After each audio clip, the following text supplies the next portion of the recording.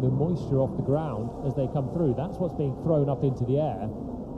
And there is still spray. You can see it on the cars as they build up the speed there. The McLaren weaving, trying to make sure the temperatures are still good on the tyres when they get going. But it's much more raceable. This will be a race start in a couple of laps. See Andrea Stella, the team principal of the Formula One champion team. That is McLaren, starting this one second and third.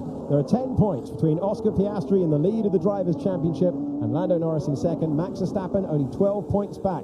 There are 8 points available for the win. And if Kimi Antonelli can finish where he starts, they'll be going to him. But what does this feel like, Jolyon? You've worked basically your entire life to get to this point, and you know that you've had to go through the motions, you've had to wait, you've had to restart the starting procedure, but the conditions suit your talent. Well, I think in a way, this has gone into a tougher conditions for Antonelli, who's out front. What he would have wanted is just put on some inters, drive around 19 laps with the best visibility out there, and the inters will work, and that'll be fine. How conditions? Reasonable now, yeah. Okay, let's go. Even if we don't get to a slick tyre crossover, looking after these inters is now going to become a massive issue. And now you're talking about trying to save the tyres, trying to keep them cool, trying to go offline when the track's drying, and make sure that they're good for the duration. Because if these tyres fall away, you could be seconds per lap slower, and you'll be gobbled up. So in a way, it's sort of perverse for Antonelli now, but it's become harder, this Grand Prix, and it probably suits those further back that have got the experience and the nous to know when to push and when to save the tyres. And then there's still the element of, will there be slicks? Yeah, standing water's gone quite a lot. So a couple of rivers, visibility is okay, end of the straights is still pretty bad. So race control. And the FIA will be monitoring all of these driver messages as the man who will be in conversation with the World Championship leader, Tom Stallard. He's race engineer, familiar voice, and we will get a standing start. So the conditions are now appropriate for a standing start, and all those that line the main straight will get a great view of these cars launching from the line. And the heart-pounding moments begin for Kimi Antonelli, who last took a pole position in Formula Regional. That was only 18 months ago. Now he's at the front of the field in Formula One, and we've made you wait for it, but we're about to see the best drivers in the world have a standing start and launch their cars down to turn number 1, and a high-pressure braking zone awaits for Kimi Antonelli. The safety car will peel in. And finally, Jolyon, we're about to go racing. Yeah, the good news for Antonelli is that 3 of the 19 laps have been eaten up with no racing. The bad news for us is that we're going to lose a little bit of racing action, but it's going to be good. There's a lot of pressure at stake. Antonelli has to get off the line. Getting the traction down with the amount of power these Formula One cars have got in these conditions is not easy. Getting that throttle down is all about being super, super gentle on it and feeling the grip. That's where those behind have got more experience as well, remember, in these conditions. And there's still championship positions at stake behind Antonelli as well. How much do the McLaren drivers risk it? How much do Verstappen risk it when there are solid points at play? This is the sort of day where if you can magic a result from 4th to 1st, if you're Max Verstappen, you're absolutely in contention. Only 12 points away from the lead of the Formula One World Championship. Lando Norris is 10 points back. The leader is Oscar Piastri, but the leader on track, crawling to the line because he wants everyone else to come with him. He doesn't want to be sat on pole position, losing tyre temperature in those intermediates. It might be wet, but you still need tyre temperature in those green-walled intermediate tyres, and it's a crawl to the line in front of a raucous crowd as Antonelli takes his place at the front of the field. Getting off the line and then finding that braking point as well in these conditions. They've only come through there once so far in these conditions. That is why we just had a couple of laps behind the safety car. Where on earth do you brake, and how do you have eyes everywhere on the mirrors, make sure no one's sending a lunge down the inside, try and find your own bit of grip as well. There's a lot to do. It is always wonderful to watch Formula One cars in these conditions because the drivers are living on their racing instincts. We lead to the line now The last car in position will be Yuki Tsunoda, who will be 19 on the grid. There is the Red Bull out in SQ1 yesterday, and he will form up in 19th position. Here we go then. Nervous glances from the crowd. Here come the lights.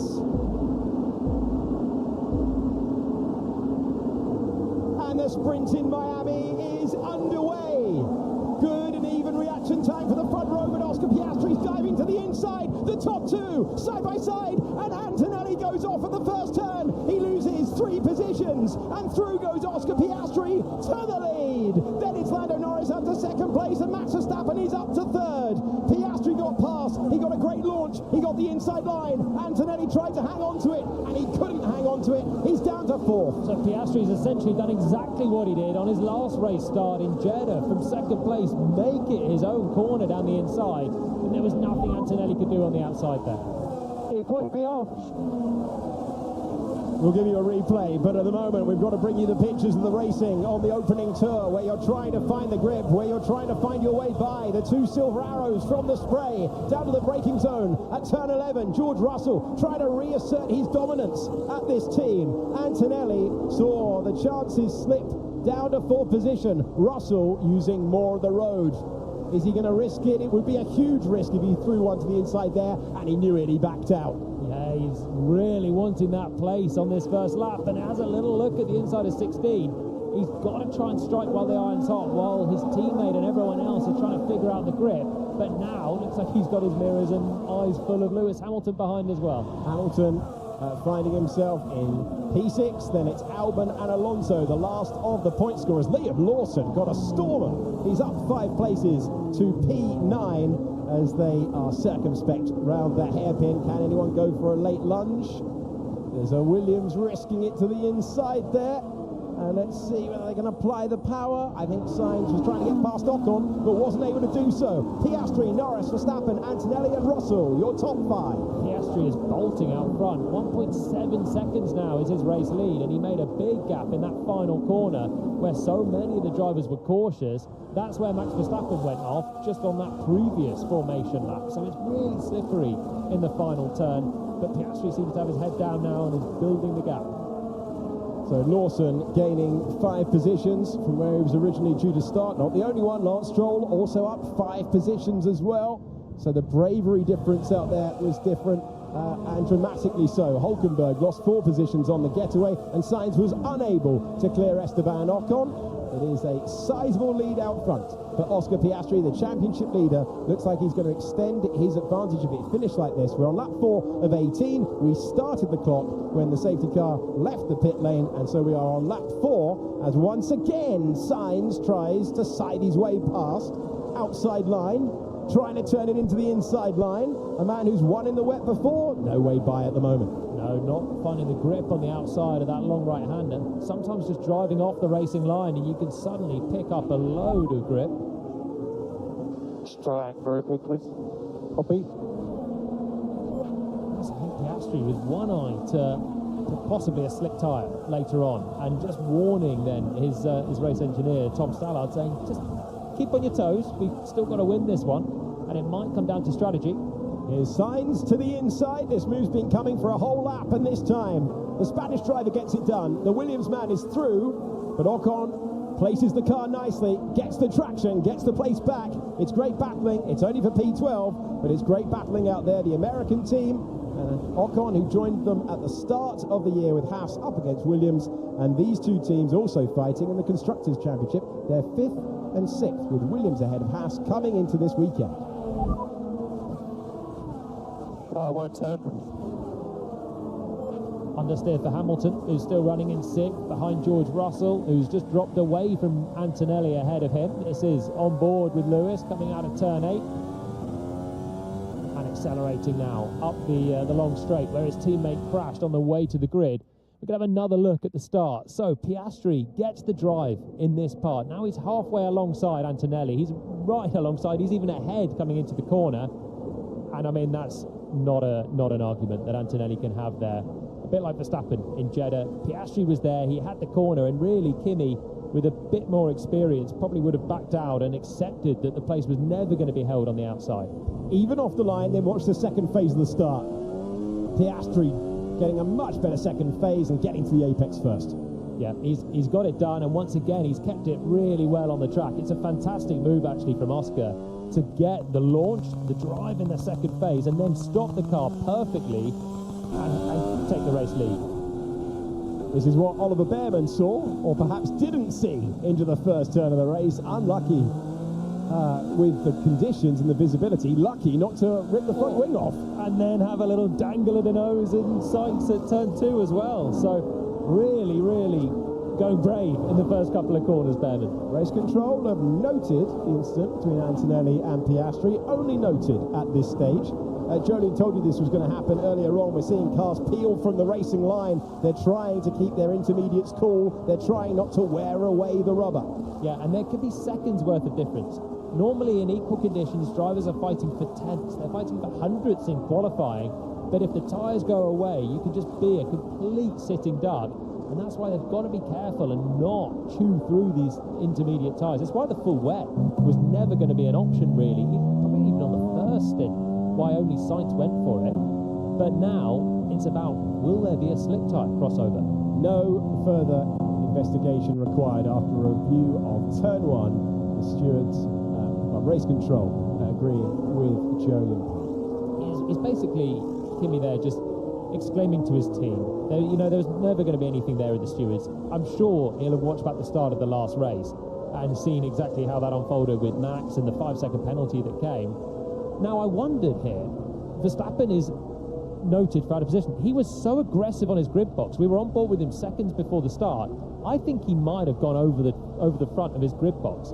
We will hopefully get another replay of it in a conclusive angle, but that is the Lando Norris issue from Bahrain, isn't it? And it looked really marginal. He's always pushing it, but obviously the stewards now are, well, it's been noted, so they could be having a look at it soon. You were watching a replay a few moments ago of pass and repass with Esteban Ocon and Carlos Sainz. We're going to get more of the same now. This is our battle on track, the closest one at the moment. We're on lap 7 of 18, the second sprint race of the season. The gap is 1.9 seconds between the top 2 out front. Max Verstappen has been noted for potentially being out of position. You must have a part of the tyre in contact with your white line on the grid box. Otherwise, it is a 5-second penalty, and it would be a costly one. Would drop Verstappen down, and no further investigation. So they're doing things by the book, but we don't need an investigation into turn 1, and we don't need an investigation into Max Verstappen at the start, and here's why. Yeah, well, we can have a look at it then. We'll see how close this was. So he's going right up to the white line. He always maximises what he can do, but there, it was when we saw that angle, and you could see the front of the white line. I wondered if he had gone in front of it, but the stewards have had a look, and they don't think he did. So that's in the clear for Max. Wide moment for Kimi.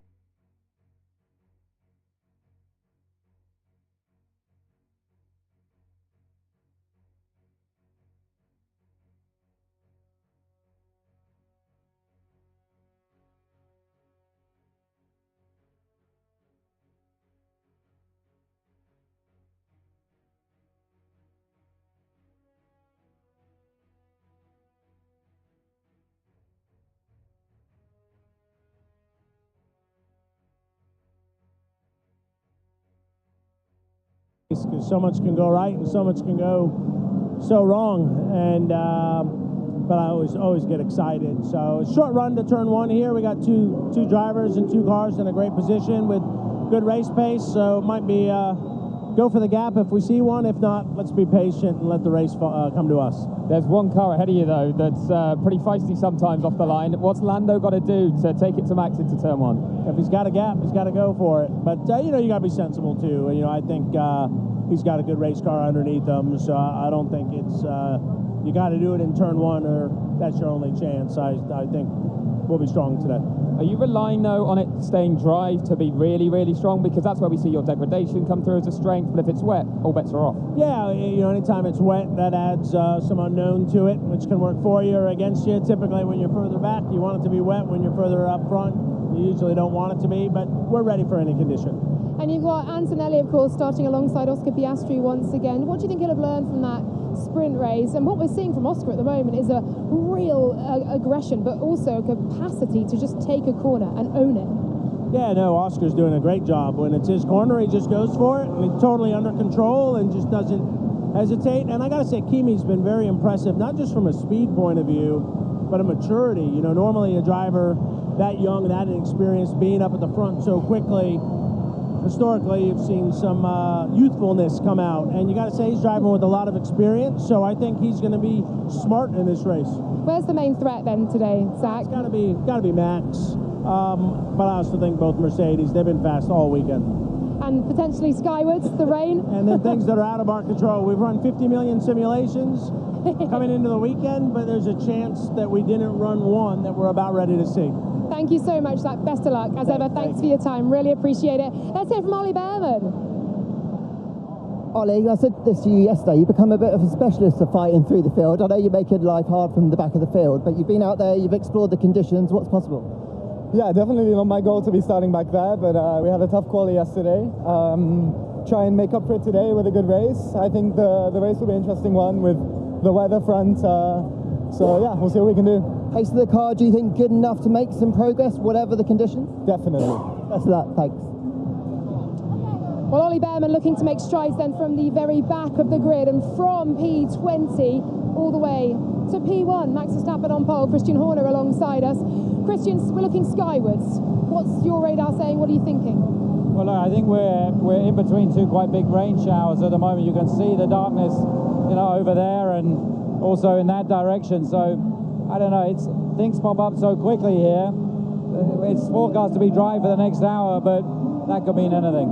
Max is looking very calm over your shoulder right now, just trying to get himself in the zone before the start of this race. But what will he be wanting? Does he want a dry race and clean air and just get on with it? Or is this car maybe going to be a bit more competitive if it is wet? Look, I think in dry conditions it's going to be very tough. The McLaren's race pace this year has been, you know, phenomenal. So to keep them behind is going to be very tough. But, you know, starting on the pole, we got a chance to get clean air. So we desperately need to do that.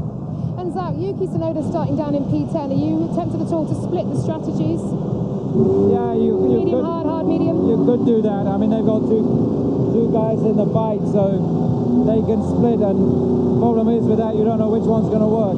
And of course, safety cars here can play a big role. Yeah, speaking of Max though, I wanted to ask, obviously he's come here now as a new father. He got asked the question after qualifying and kind of said, well, I've proven I haven't slowed down at all with this. It almost seemed to annoy him that was ever going to be a question, but do you think it will do anything that even makes him even more rounded, might make him even stronger as a competitor? Look, I mean, he's very, very rounded guy, and when he puts that crash helmet on, you know, he's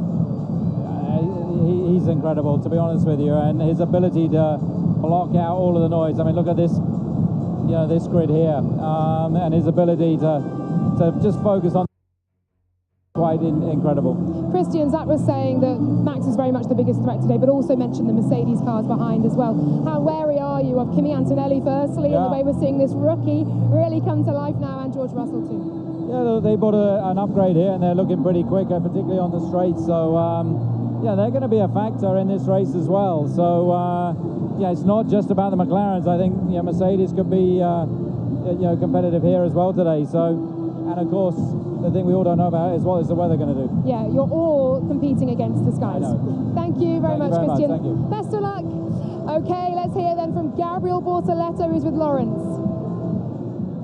Gabby, great starting spot today. You're the fringes of your first points in Formula One. What can you do? Go on, give me something. Big sand, try to make a good start, overtake some cars, make a clean race, and try to score a couple of points.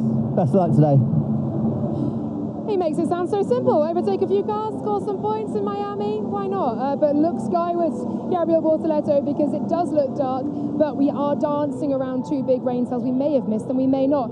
Up there, though, in the sky, is Tiesto. Of course he is, DJing on the start gantry, because this is the Miami Grand Prix.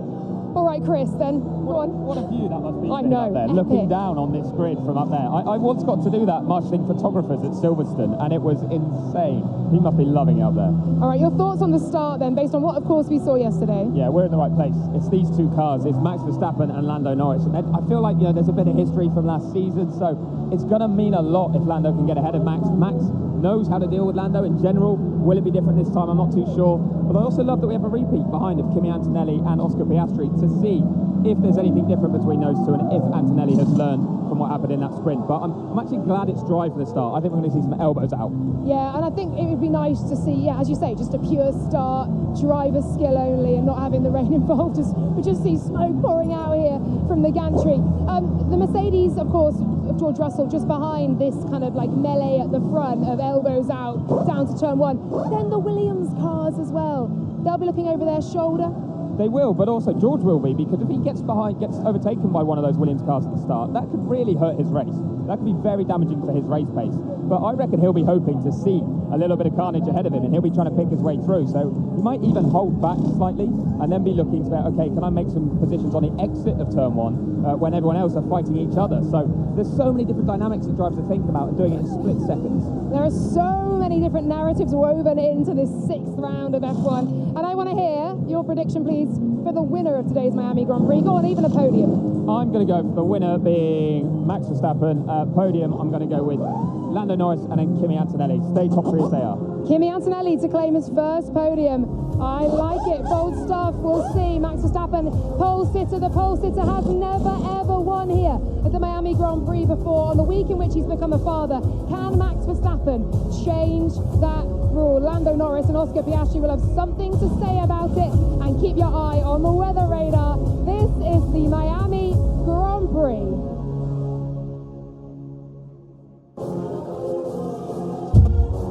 One simple moment can change the game. For Norris, the dream came true.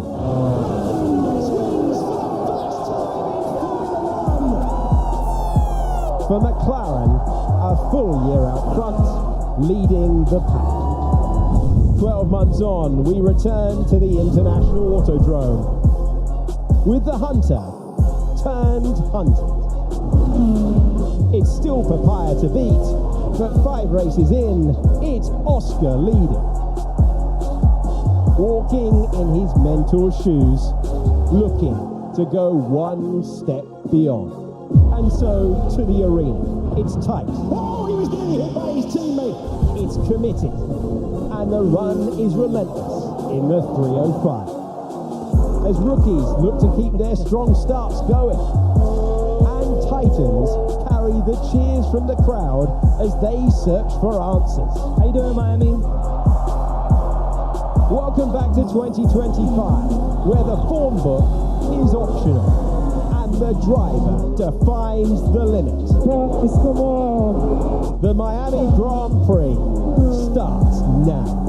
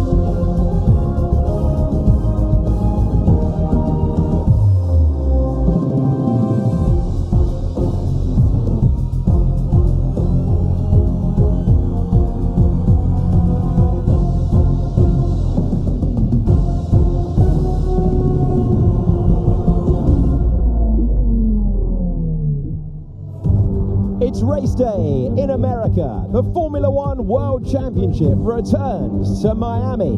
This is round 6 in 2025, and our grid has been draped in celebrity. It is now time for the main event. This is Grand Prix Sunday in the USA. Here's the circuit for the Miami Grand Prix. 57 laps, the track distance is 5.4 kilometers, 3.3 miles, and the race lap record belongs to Max Verstappen, as does the track lap record after his lap to take his 3rd pole position of the year. 19 turns, and no one has ever won from pole around this circuit. It's the soft, the medium, and the hard tyres. That bit you know, but it is the C5, the C4, and the C3, the crucial differences in the compounds for this event. We're looking at the Hard Rock Stadium and the International Autodrome that for the 4th time in Formula One history surrounds the venue. We will have 19 on the grid, 1 in the pit lane, and this is the order for the 6th Grand Prix of the year. Pierre Gasly is elected to start in the pit lane, having gone the wrong way. We're set up, he'd gone out in Q1 anyway. Oliver Behrman is in 19th, and then it is Lance Stroll in 18th, next to Fernando Alonso. Aston Martin struggling around this circuit. Hulkenberg is in 16th after an error at turn 17. Liam Lawson had an issue with recharging the battery. Jack Doohan is the lead Alpine on the grid for the first time this season. Gabriel Bortoleto, the lead Sauber for the first time since Melbourne. Lewis Hamilton's worst starting position for Ferrari is P12. Isaac Hadjar began life in Formula One with a P11 in qualifying. He's done the same thing again. Yuki Tsunoda made Q3. Best result of the season in qualifying for Esteban Ocon. And then it is Charles Leclerc with his worst start of the year, next to Alex Albon, who's behind his teammate for the 3rd race in a row. And 2nd race in a row, Carlos Sainz has started from P6. George Russell always in the top 5, but behind his teammate for the first time on a Grand Prix grid. Oscar Piastri is outside the top 3 for the first time this year. Best ever result in F1 qualifying for the Grand Prix format for Kimi Antonelli. And our front row, Lando Norris versus Max Verstappen. We've heard that one before. They are reunited on the front row for the first time since Japan, and it is a 3rd pole of the season for Max Verstappen, a 43rd pole in his Formula One career. We are ready, and the expectations are high. The track temperature is 40 degrees. There is rain in the air, but it isn't heading to the circuit at the moment. The air temperature is 26 degrees. And we are looking forward to this one. I'm Alex Jakes. Alongside me in the commentary box is Jolyon Palmer. Very excited for this. We've had some stars already this weekend. This man is one of them. The sprint pole that Kimi Antonelli had. He was leading the way this time yesterday, but only 3rd today. I mean, it's still a great result from him, but he'll look at Lando and Max on the front row. And they've also been stars so far. Verstappen's lap for pole was brilliant. The attacking nature of it, getting a 3rd pole incredibly out of 6 races in what is pretty much understood to be not the fastest car. It's a great effort, but he's got Lando, who's on a bit of a high after winning the sprint yesterday as well, alongside him. It's been a very fascinating weekend, a very enjoyable weekend of racing, and I think the best is yet to come. Oscar Piastri, starting P4 on the grid, is the championship leader. He has 106 points after yesterday's sprint race, and that is the trophy they are all fighting for. It's inspired by the stadium that we race around last year in the clutches of Lando Norris as he won his maiden Grand Prix in Formula One. Lando Norris is 2nd in the drivers' standings, and then it is Max Verstappen in 3rd, missing out on points in the sprint. You're looking at the 19 cars on the grid. It is nearly the magical moment for the clock to strike 4 p.m. local time, and we will illuminate the gantry. Green light on that gantry, and away we go with Max Verstappen leading the field away for the 3rd time this season, and everyone following off the line. You can see it's a very, very short run down to turn 1. And it's not going to be an easy chance to get by as we check in with the strategy and the tyres for the drivers. I'm seeing a lot of medium tyres out there, but a big one is George Russell has gone for the hard tyre, starting from 5th position. I wondered if Piastri might go for that in the 2nd of the McLarens, but he's obviously gone safe there and conservative, as McLaren often do on the strategy. But Russell is going to do the different thing then. He's going to go long and try and attack later on for a podium, or better, because remember, the chance of a safety car, it can define the race, as it did yesterday, as it did last year. And as we jumped on board with Verstappen there, warming up those medium tyres, putting a lot of energy into those mediums as well, getting the tyre temps up. There are still splashes of water on the track. It's a green track. Once again, the rubber's been washed away. It's going to be slippery for the drivers on this opening lap. You're looking at Kimi Antonelli. P3 on the grid is his Grand Prix qualifying best.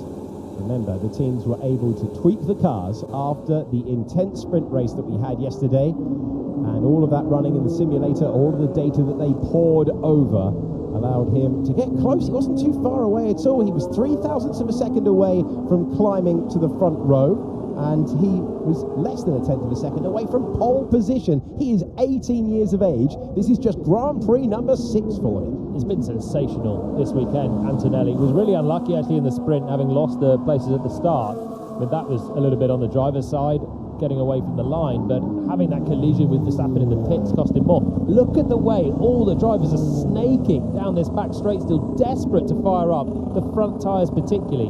It's a short run to the first corner coming up. The inside line, I think, might be particularly slippery, and we often see lockups and potential collisions from that position, but everyone is wary of front locking, and it's a tight right-hander that greets them there. There is overtaking opportunities at turn 1. So a superb attendance of 275,000 people through the gates, and the Miami Grand Prix of 2025 is being led to the line by Max Verstappen. He's won this race before, he's looking to do so again. No one's ever won it from pole position. He's won it from P9 before in the past, and he has the same tyres on the car as the man who starts 8 meters behind him, lining up into position. That's Lando Norris. The Williams drivers of Sainz and Albon will get a better launch off the line with the mediums baked in than George Russell on the hard, and that could be a pinch point heading into the first 2 turns. Russell's just got to hold ahead of the Williams, and then his strategy will play out in the longer run. See Verstappen with some really meaty burnouts as well, making sure those rear tyres are prepped, and now he has the weight whilst the rest of the grid forms up. So the track temperature is at 39 degrees. The air temperature is at 26. This is the man on pole position number 43 in his Formula One career. Last car on the grid is Oliver Behrman. Pierre Gasly is in the pit lane. And here we go. Green flag at the back means it's time to look to the lights in Miami.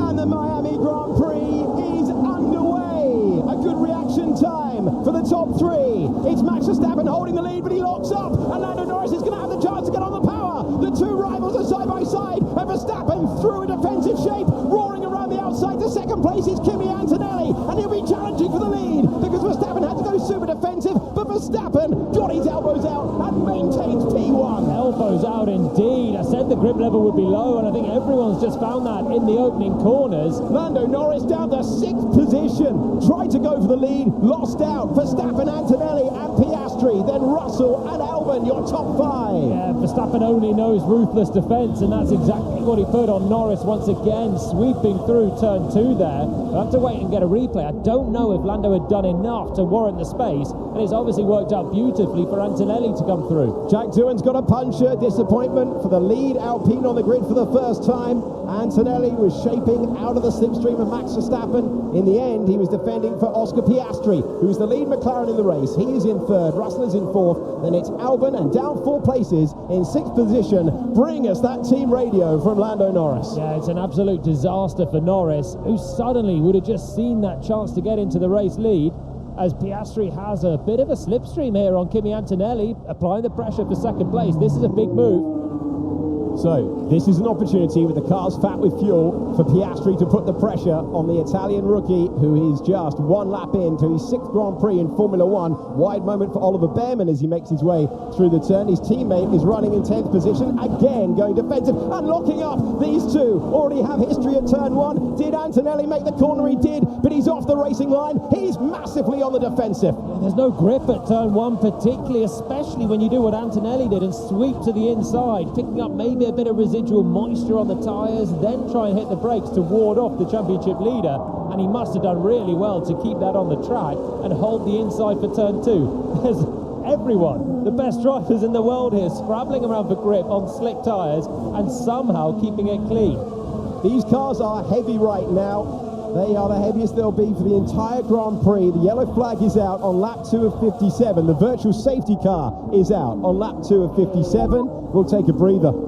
Yeah, he forced me off, and what am I going to do? Just drive it to the wall or something? Like, I was completely alongside.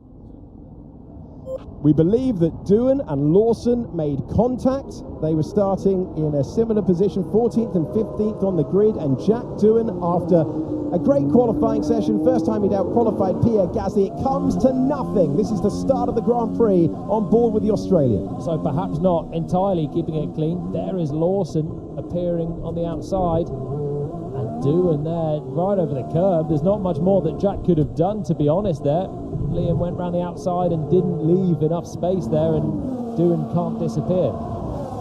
Okay, trackside pictures, and the virtual safety car is still deployed, so the drivers will reduce their speed and remain in formation. So the one that we need to see is the move for the lead at turn 2. Verstappen looked like he had the lead sorted, but made the mistake, locked up the brakes at turn 1. That gave Norris a chance to come back through, and now we'll get a chance to see, was Lando ahead coming into turn 2, and was he forced off, or was he not entitled to that space? I mean, we're always talking about this now. There we go, he gets the traction, they're side by side. I think that'll be okay for Max. It's tough racing, it's really hard. The Williams nearly wiped each other out. Sainz and Albon just trying to avoid it. The concertina effect as everyone pinched up. Let's go on board with Verstappen. So he covers off the inside line, but that puts him on the slippy stuff. And there he has the lock-up. Now he's desperate for some traction. They're side by side. But I think that'll be okay for Verstappen. I don't think Lando was significantly ahead coming around the outside there. And he never really got to an apex point at turn 2. So I can understand the frustration for Norris, who thought he had a great opportunity here to sweep round. That's what it looked like on board for the man who is ahead of Verstappen in the championship. I think that one will go down as hard racing and acceptable racing. And you could see for Lando when he was off the track, the puddles then to try and get back on into the melee cost him even more. This is on board with Liam Lawson. He's going to have the contact. You hear it, and unsurprisingly, driver spun round as reported floor damage. Completely hit, mate. I have no idea what the Alpine was doing. It's on Lawson for me, round the outside and just cutting up, doing that. Looked like he had a little bit of space to give as well. We're going to go on board with Oliver Behrman, driver who is the last one on the grid. He's going to give us a great view of the moment where Doohan got the puncher, the bright pink RB car, the contact, debris all over the road, and Behrman has improved. Now, all the while that we're seeing Jack Doohan retiring from the race with that puncher, the virtual safety car is ending. Drivers have got to react to this. It can be withdrawn at any moment, and it is withdrawn right now. It's not to the start-finish line. That's just coincidental. Verstappen's reacted nicely. His lead over the line is 1.2 seconds. And Antonelli resumes under pressure from Piastri.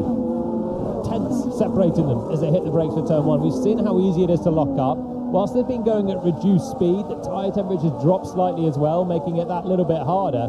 And now Antonelli's got to lean on those tyres and build the temperature up. I believe Lewis Hamilton and Isaac Hadjar have been scrapping.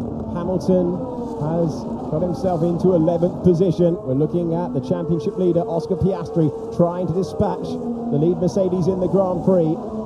Kimi Antonelli, 6th place finisher in the Formula 2 Championship last year, junior champion on multiple occasions, but under pressure right now for 2nd place in the Grand Prix. And the championship leader, Oscar Piastri, roars on by and takes 2nd place. And Lando Norris is trying to do the same thing and does so. He's up to P5. Done and dusted for McLaren then. Crucial for Piastri. He should be quicker than Antonelli in this race. The McLaren race pace may well be the best of the lot, and he needs to be in a position to attack Verstappen as we head at least towards the pits, if not before. Possible rain in 15 minutes, but we'll say what we see right now, and that is a dry race with storms around. And Piastri now 1.1 seconds away from Verstappen, and DRS is enabled, which enabled the two McLarens there to storm through.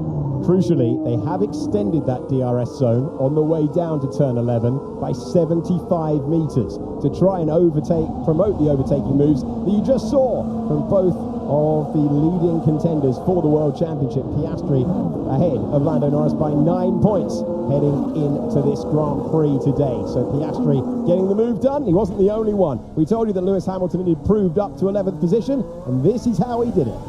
So this is the VSC restart, so you can overtake as soon as it goes green, and that's why Hadjar was having to go defensive and brake late into the final corner. It's not a full safety car, so you can do what you like until then, and Hamilton just putting the pressure corner after corner, and turn 1 then Hadjar running wide, and again that slippy corner, difficult braking zone. proving a problem. The two Williams have swapped around the order that they started this Grand Prix. And let's see whether they'll be allowed to race. They will. And Carlos Sainz is taking the position back that he lost at the start. And that is P6 for the Spaniard. He gets past his teammate, tidy move. And we are seeing overtaking moves into turn 11 like we never have before. Yeah, it doesn't look too hard, does it, with the extension of that zone? A nice move from Sainz, Norris and Piastri making moves already as well at that corner. That looks like the best opportunity. This is the second opportunity with a much shorter DRS zone. It only pops open there, you see, with George Russell staring down his teammate. So it's a little bit of a harder corner to pass on, even if it's a bigger braking zone in theory. And then you get another chance to do what Hamilton did and jump on the throttle and try and make a move at turn 1. Possible rain in 20 laps. It will be heavy if it hits.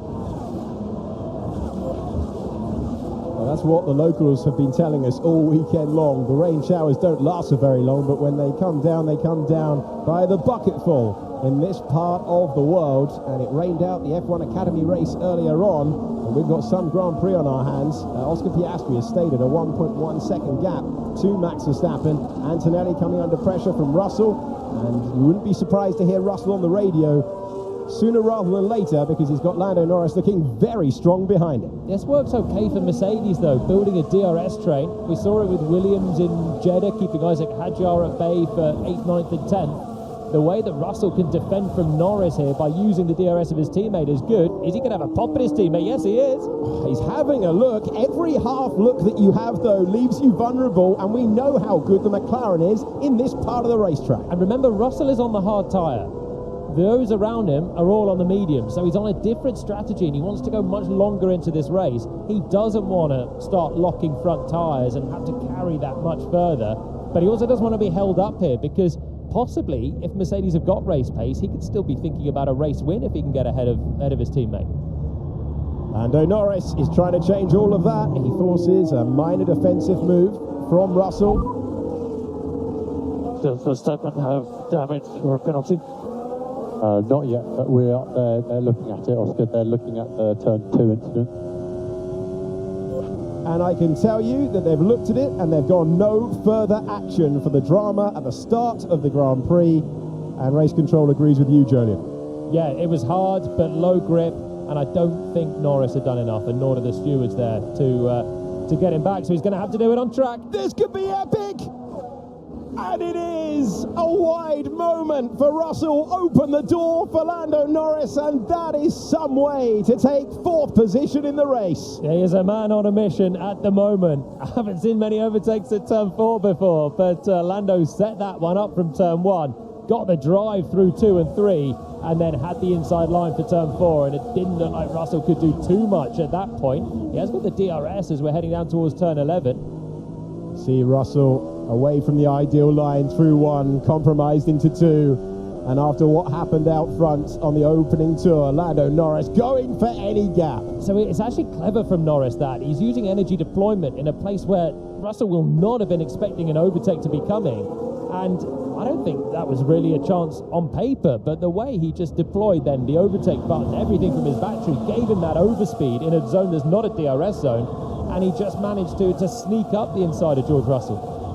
There's 1.2 seconds for the lead of the race. Lando Norris is making amends for the positions lost at the start of the Grand Prix. Antonelli is the next car. Tell you what, the Williams are looking absolutely unbelievable right now. They're putting the pressure. There is a tyre difference between these two cars, but this is a Williams harrying a Mercedes on merit.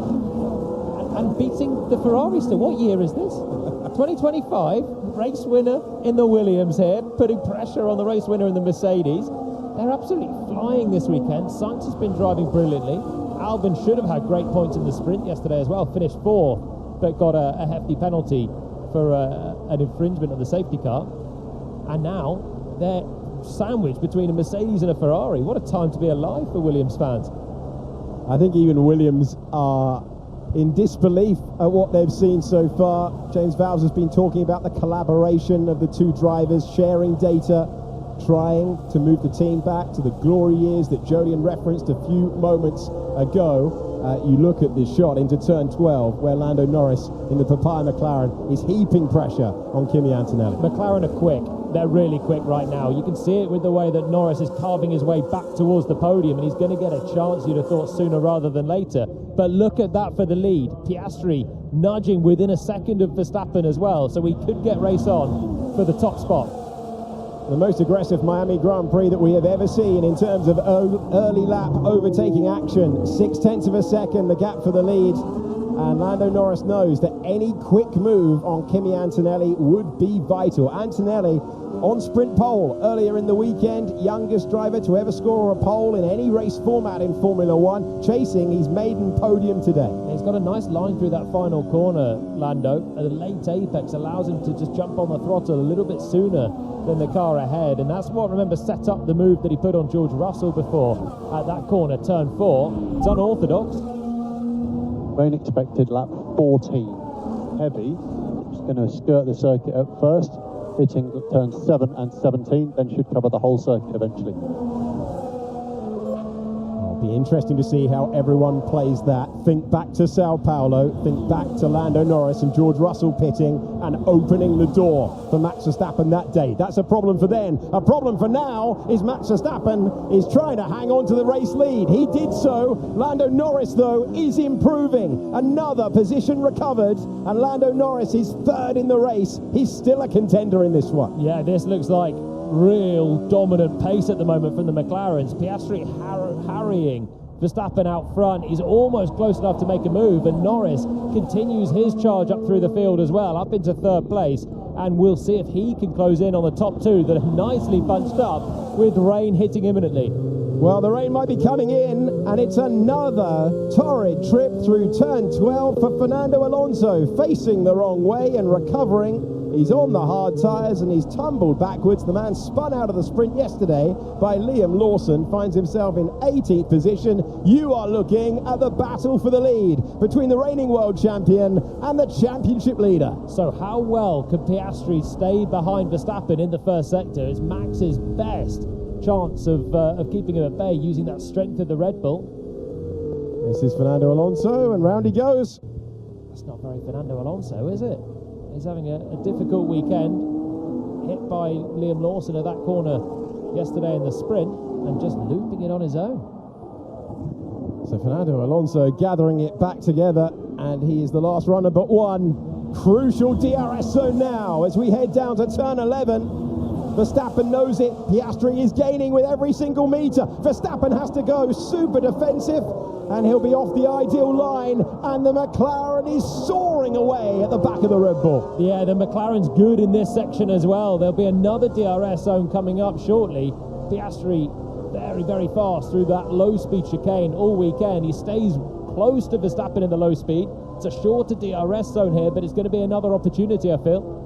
Would you like a commentary cliche? This is risk versus reward for Oscar Piastri, because he's got to try and get past Max Verstappen, because Lando Norris will be closing in all the while. Again, Verstappen goes defensive. Can Piastri try the up and under? We've seen it before through these turns. He's got more grip, he's got more speed, but he's currently not got the track position. Building up to 180 miles per hour. Verstappen and Piastri going wheel to wheel again into the first turn of a racetrack. There's no grip around there at the moment for Piastri, but Max Verstappen is driving on his mirrors, and he is snaking all over the road trying to keep the lead. He did the fastest first sector of the race on the last lap to try and build that gap to Piastri, but it still wasn't enough to break Oscar away and not allow the overtake chance into turn 17. There were a couple of spots of rain on the camera lens there.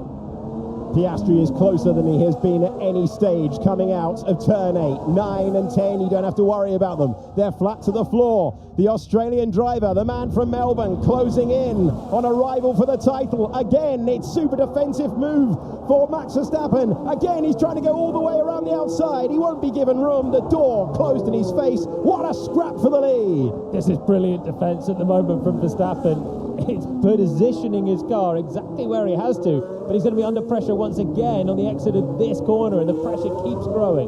And all the time, Verstappen clings on to P1. Piastri will see Lando Norris inching closer in the mirrors. The 4-second gap to the lead is now 2.1. He is closing in to try and make it a 3-car battle for the lead in Miami.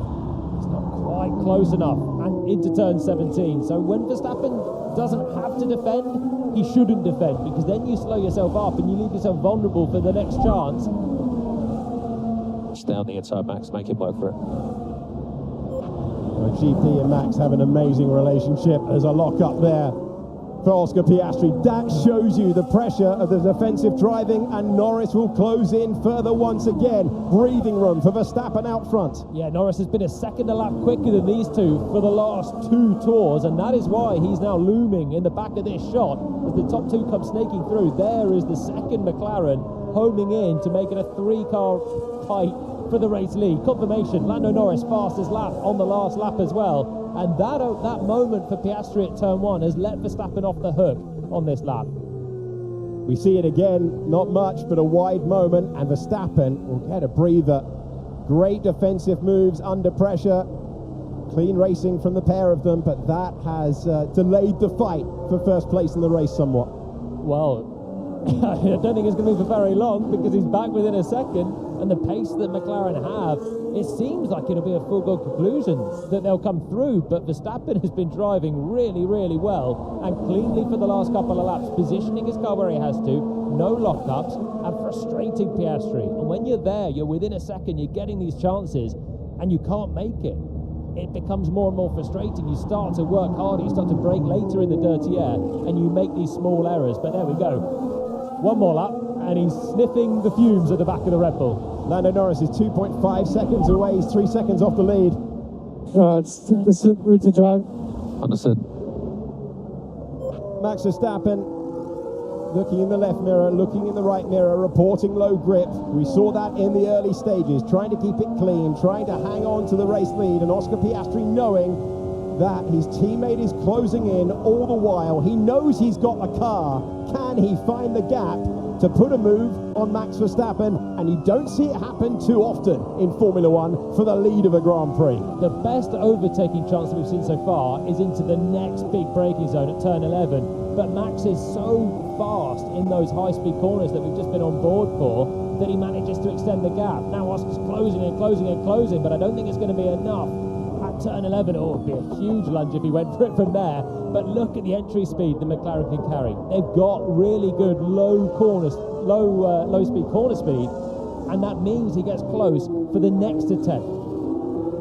Further back, just to keep you updated with the other cars in the points, Antonelli is still ahead of Russell. There's a 1.6 second gap there. Sainz and Albon still running line astern, keeping Charles Leclerc at bay, even though he's in that DRS train. Sonoda is in 9th position. Ocon still ahead of Lewis Hamilton, but Hamilton's got within DRS the last time. We'll go back to the battle for the lead, because we're going to go side by side again. Max Verstappen positioning the car, but how many corners can he keep this up? Again, he checks the mirrors. Again, he sees Oscar Piastri closer than he's ever been before. The world champion versus the championship leader into the first turn. It's late on the brakes for Max Verstappen. He keeps the lead for the moment, but Piastri powers by, and Oscar Piastri takes the lead.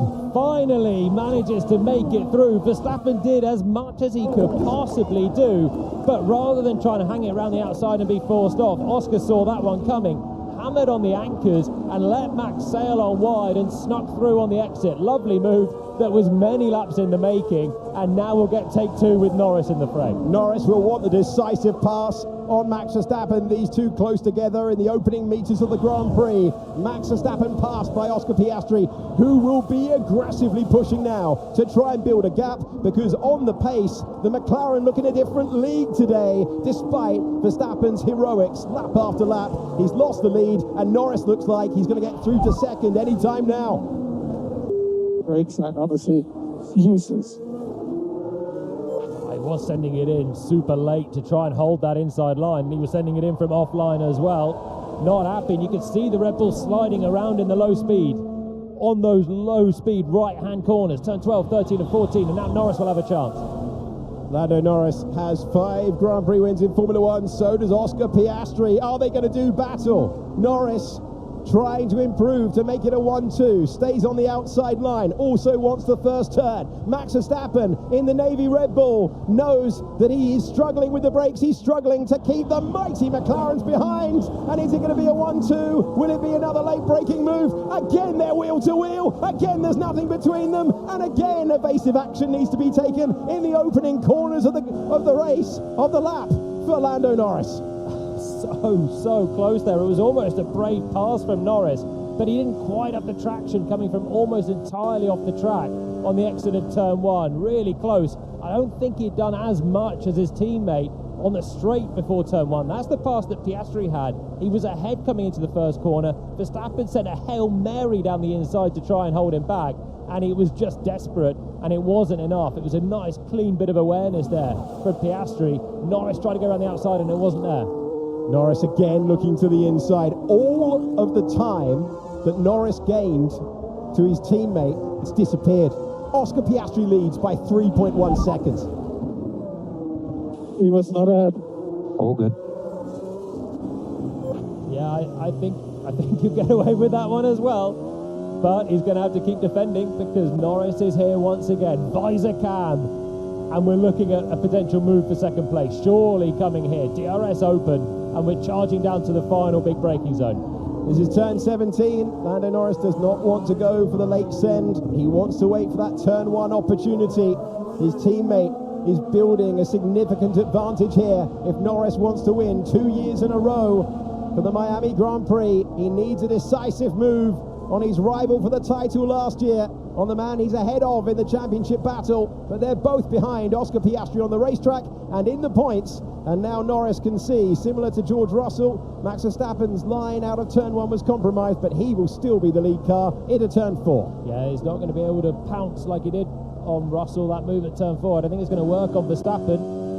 So he has to wait, and all that fumbling down at turns 1 and 2, it cost both of them significant race time. Piastri is checking out his personal best lap of the race, and the last lap he was 2 seconds quicker than these two, battling it out over second. If there is rain coming, it should be any moment now. We could yet have a completely different race, but in the dry, the McLarens have some pace out there, and it's a wide moment again for Max Verstappen, who's using every single part of the racetrack to keep Lando Norris behind, and the world champion is having to take so much out of his tyres and his Red Bull. He's all over the road. Yeah, I mean, everything is just everywhere. It's all over the shop. He's got no rear grip at all. You can see him sliding all the way through that middle sector. Norris is close and close. Is he close enough? I don't know if he is. It's going to have to be a lunge. He's not entertaining the lunge into 17. He doesn't want to get into a pass and repass situation. He's favouring turn 1, which is coming up in a few moments' time. Again, past the huge grandstand on the main straight. Lando Norris trying to make the pass, looking for the move, and again, not close enough. And this is giving a huge opportunity to Oscar Piastri. The threat of rain, if it was forecast to arrive, it was forecast round about now. Fastest lap of the Grand Prix by a mile belongs to Oscar Piastri. Yeah, he's really enjoying this at the moment. He's had to work. He had his own 5 laps of torment behind the Red Bull, but finally made it through. This is the moment here, and yeah, Lando wasn't ahead at the apex. If you're passing on the outside, you have to get your nose ahead at the apex, and he wasn't quite there. We're looking at the replay, and I think we're going to get another battle live, because Lando Norris is the closest that he's ever been, and this time he's got the inside line. Lando Norris dives to the inside at turn 11, but he made the move off the road. Will Max Verstappen be complaining about that one? Lando Norris is up to second position, but did he keep all 4 wheels off the road? And Max Verstappen's nearly into the back of Lando Norris. Extraordinary couple of corners. It was really, really close. We cut to it, and I'm not entirely sure if Norris did keep those inside tyres on the white line, which is what you have to do. And if he didn't, he'll probably have to give that place up again. So Verstappen stays with him. He's got a chance to come back here at the final corner. And he will do so. He goes late on the brakes. Lando Norris saw that one coming. He let him go. He let him go because I think he was over track limits, but he'll try and pass him again as the battle continues down to turn 1. Right, we'll see this into turn number 1, but on the timing tower, the gap is 8 seconds to Oscar Piastri, who has checked out. He's in a different postcode right now. He's in a different zip code right now. Wherever in the world you're watching this one, it's an extraordinary stint for Piastri to build a huge advantage as these two continue their titanic tussle. Well, look in the background. Antonelli's there. Russell's there. Albon and Sainz aren't miles away from this anymore. This has been these two going at it, hammer and tongs, lap in, lap out. They lost 3 seconds on the last lap with that massive scrap down at 11 and the repass at 17. And Piastri's loving it. He's not the only one. What a Grand Prix this is. Absolutely extraordinary. We've got more detail for you in a few moments' time. This is surely the moment for Lando Norris to take the place and improve to second position. He does so. He keeps the car on the road as he makes the pass. And now he will go chasing after his teammate. But a 4-second gap that became 3 cars in a line has grown to 8.8 seconds. Max Verstappen drops down to 3rd. It's Antonelli in 4th, Russell in 5th. And whilst we were watching that battle, Albon, who was told to hold station, went past Carlos Sainz against team orders, we believe, from the team radio chatter. Yeah, we've not had a chance to have a look at it because of how good this fight has been. It's not quite over yet, but I sense it will be now as Norris manages to hit the brakes and find an apex at turn 17. Now, if he could just make sure he doesn't have to defend at turn 1, he should be able to get his head down and we'll see McLaren v McLaren out front. But as you say, 9 seconds is the gap. What an amazing spectacle for Formula One in Miami. The top 3 drivers in the World Championship battling each other corner after corner, lap after lap. That was 19 laps of joy out there, and finally the pass for Norris. He went off himself, I'll try to be off the track, so I need that position back. So that was Norris going beyond the track limits at turn 11. He got the move done a lap later. McLaren wisely making the call, and then 1 lap further on, 3.3 miles on in the Grand Prix distance, finally Lando finds a way through. Stunning racing. Amazing wheel-to-wheel racecraft from all of the top 3 in the end, and finally they've managed to sort themselves out in 1, 2 and 3 order. That's the pass then for Albon on Sainz. That is Albon going by, and we currently believe that they were told not to race each other. Albon had the gap, Albon had the position, and he's got P6 in the order at the moment, and he was told to hold position, is the message in my ear. Is it raining George Russell? Well, we've heard this one before from the Brit, who's currently in P5. I need a breather. I need a breather. What a first 20 laps it's been, and now there's some signs of rain. We can't see it at the moment. The times are still coming in quick. Piastri's just done another fastest lap of the race, but now Norris is able to clear away from Verstappen and was 8 tenths quicker on the last lap. I think Max just had to think, I want a podium at least here. Yeah. And the more he was fighting with Lando, he was sliding around, destroying those rear tyres. He has to think logically at some point. I think these Mercedes are catching. Hey, these Williams are catching.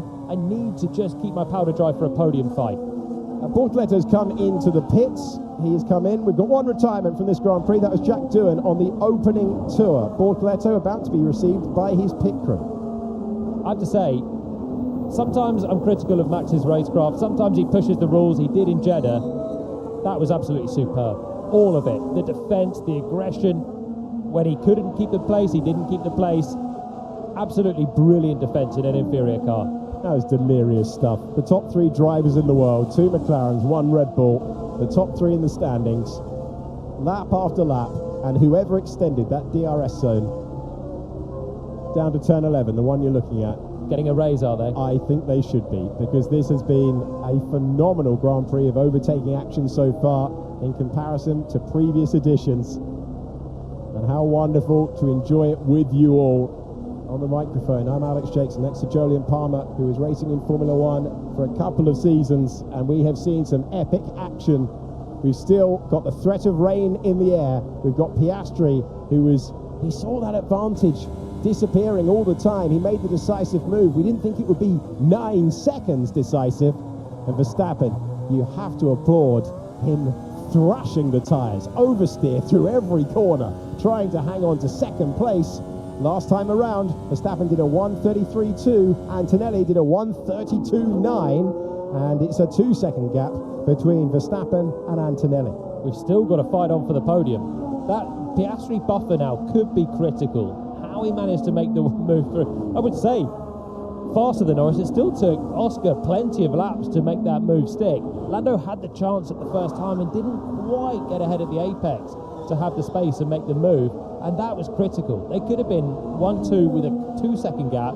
Instead, they're now 1-2 with a 9-second gap, and I wonder how much Lando's got in his tyres as well. He must have been drilling them trying to get the chance. So let's see whether there's an opportunity for Lewis Hamilton to make the pass on the Haas driver Esteban Ocon. This is for the final point. So Ocon started this Grand Prix in 9th position. Yuki Tsunoda got past him. He's 3 seconds away from Charles Leclerc. Leclerc has been caught up behind the Williams battle and is unable to make an impression. Speculation before the start of the Grand Prix about whether Ferrari will be able to fight through. Albon has justified making the pass on Sainz, at least for now. That's going to be a fun debrief later on. He's 2.8 seconds ahead. This is a good opportunity for Lewis Hamilton to get by. Ocon is defending because he's absolutely got to hug that inside line. Trying the up and under. Hamilton on the hard tyre, the more durable tyre, and it will be a battle through 18 and 19. Last corner on the racetrack. Time for another overtaking opportunity. Ocon has shown us good defence in the past, and Hamilton just can't find a way past the Haas, the American team on home soil. And the cheek of them to think they could beat Ferrari today. Ocon in 10th. Sometimes when you're racing a faster car, usually that would be a Ferrari, you think, gotta think the long game. I'm worried about Hadjar potentially behind. I'm worried about trying to catch a Williams or maybe Yuki Tsunoda ahead. I'm not going to try and fight with the Ferrari. Let's think about race time. With the pace that Ferrari have got this weekend, everyone's thinking they can race them. And that's exactly what we're seeing. Great defensive shape as well from Esteban Ocon. Hamilton without the overspeed on the straight line. McLaren trimmed out a bit of downforce, which helped them get closer. Here's Lewis's better chance. He wants that inside line. Ocon's not going to give it to him. So can he get around the outside and keep a wheel on the racetrack? We go side by side. Is there enough room? Through 12 and 11, what an overtaking spectacle we've had, and that door was always going to close, but Ocon's off the racing line. And can Hamilton finally make the move by the time that we go down the back straight? I love it. This is just brilliant. Another epic wheel-to-wheel fight. This one's only for 10th position, and I'm sure Lewis Hamilton won't mind too much about 1 point at the end of this one. But since he joined Ferrari, he has not got the feel behind the wheel. He hasn't got the balance he wants. Ferrari, who had a front row lockout here in the first ever Miami Grand Prix, have slipped back. The team that scored more points than anyone, including McLaren, after the summer break last year, have not developed the car the right way into 2025. They're 8th and 10th, but at least Hamilton has improved back to the points. That was a 2.3 second stop, and we're looking out the order a couple of moments ago, and this was Hamilton and Ocon separated by nothing. And look at the crowd brought to their feet by these two. Hey, this is just great racecraft once again. Hamilton given just enough space. He used it, keeping a wheel on the white line, but Ocon thought, I'll try and hang it around the outside then, and I'll have the inside for the next corner, and it kept the place. That's Esteban That's a peak reaction as well there. The wins, we've all done it. Laura Muller looking on. You'll hear her voice on the radio. Race engineer to Esteban Ocon. Ocon still in the mix in 11th position. The forecasted rain has sailed on by, and you're looking at the positions that Sainz would gain in the Drivers' Championship if he stays in that place. It would be huge for Williams to place 2 cars in the points again. 6th and 7th would be mighty for them. Charles Leclerc will have something to say about that. He's waiting 1.3 seconds back. He's not been in the DRS much, has he? It's another fastest lap of the Grand Prix for Oscar Piastri, 8.7 seconds ahead of his teammate. It was genuinely outpaced by the Williams. They both were, Leclerc and Hamilton yesterday. I thought on race pace that we might see a little bit more from the Ferrari, but he's still biding his time at the moment, Leclerc. And he just looks like he's sliding around, also fighting for a bit of grip. The degradation is really low, and actually I question whether Norris might have started to put some temperature through his tyres. He then pumped in the fastest lap and is continuing to circulate really quickly. Him and Piastri are in a world of their own right now out front. They're a second quicker than Verstappen, who's tumbling away, and we've got a two-class order at the moment. A battle for first and a battle for third. You're looking at Gabriel Bortoleto giving Esteban Ocon the hurry up. One car with their tyres up to full working temperature and the other one working super hard to try and generate the same sort of temperature and get back up to racing speed. Only for 16th and 17th at the moment. Bortoleto was brought in first of the scheduled stops. Hajar is undercut Ocon there as well. So there is an undercut in play. Those further ahead will be thinking about it. Alex Albon's within DRS range of George Russell. They're flying, the Williams. They're absolutely flying still. That is Alex Albon on a medium tyre getting within DRS of a hard-shod Mercedes. That medium's meant to be falling away, but it's not. It's not, but, you know, Russell's staying with Antonelli, who's on the medium tyre. It's not just a tyre difference, it's extraordinary pace from Williams. They've got the pace to be on the podium in this first stint in the hands of Albon. That's why, probably, he's actually justifying now making the move on Sainz. When he could pass and then build a 4-second buffer and try and take on the Mercedes ahead, that's where you say, you know what, that's why I did it in the debrief.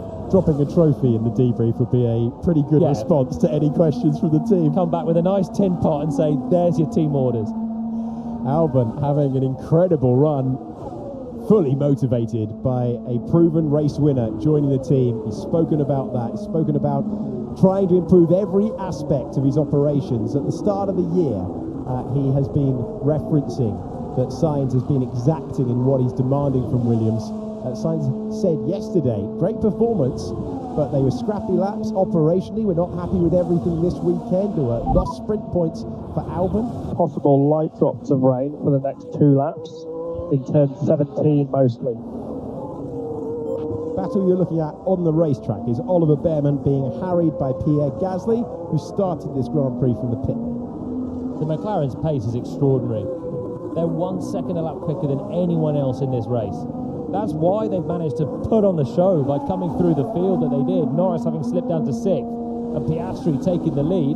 Let's go to Antonelli in the pit lane. Here he is. Kimi Antonelli looking for a clean stop. Hits his marks. Team go to work. Sainz is in as well, and that's going to delay his exit. Nothing the team could do about that, and you find Carlos Sainz now hitting his marks, so he was further back on the racetrack, but it did cost Antonelli a couple of moments. Well, Albon is right there with George Russell still.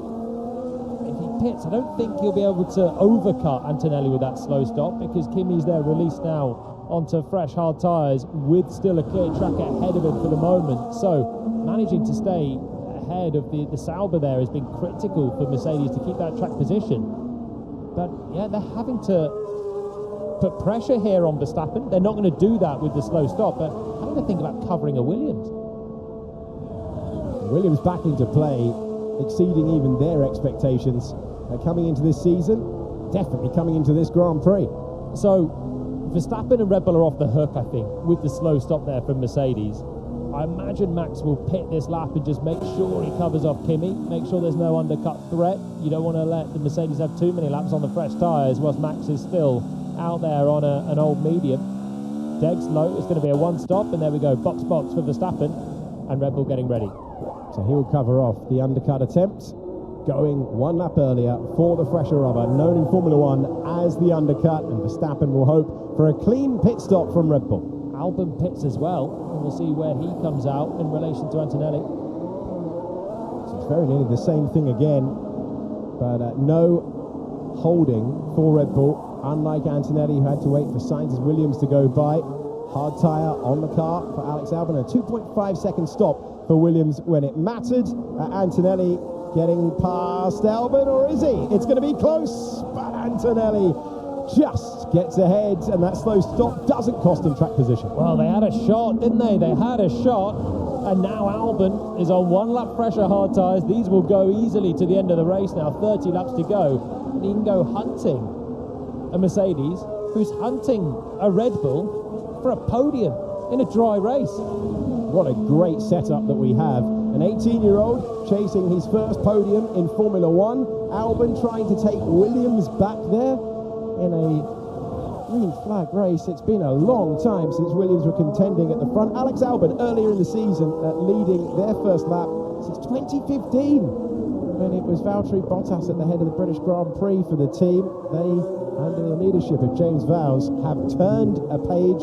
They've signed a proven race winner. And now we can see Lewis Hamilton, Max Verstappen, new tyres for Verstappen, who is in 7th position. Hamilton P6 right now, is about to change. The fresher rubber, the faster speed, and now Verstappen picks his way by. Efficient moves crucial, and he will hope that he can bring these hard tyres in and attack the racetrack, and he'll hope that he'll have more pace than he did on the mediums earlier on. Yeah, they're coming in pretty quickly, actually, the hards. It's still hot out there, 26.5 degrees air temperature as Tsunoda pits in the second Red Bull. Tiny stop from them, 2.3 seconds, very quick. The new tyres are just giving pace, and our timing screens are now lighting up in purple from those that have pitted. Antonelli, Albon and Verstappen all setting personal best sectors, race best sectors in fact. Not ideal in terms of an exit for Yuki Tsunoda. There he is, Japanese driver in the second Red Bull in the order. We're saying that Pierre Gasly got past Oliver Behrman. And is that an engine failure? Is that a technical problem for Oliver Behrman, who is pulling off?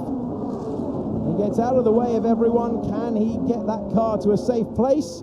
Or are we going to have an intervention which would see everyone who hasn't pitted head either to the front of the queue or the pit lane, and it looks like a technical issue for Oliver Behrman. So this is why you might stay out, and this is why Russell might start on a hard tyre to benefit from a safety car. There you go. It's 11 seconds time lost under safety car. It's 20 if you pit in normal times.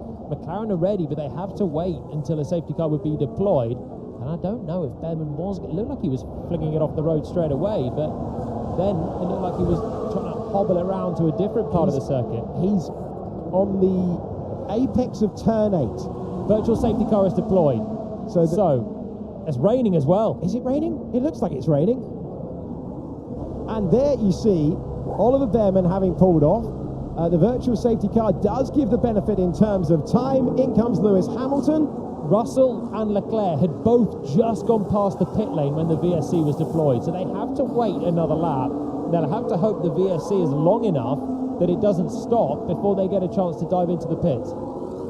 So Behrman pulling over. The virtual safety car reduces the speed out there on the circuit. When cars rejoin, the order is defined by that white line on the exit of the pit lane. Lando Norris has been called into the pits. Piastri is currently at turn 16. He's on the back straight. Still the virtual safety car is out. Yeah, Leclerc's only on the first long straight, heading down towards turn 11. He'd benefit massively from this, as would Russell, who's coming through towards the second long straight. Battle for a podium this for George Russell. George Russell in the mix for third position. The McLaren's 1 and 2.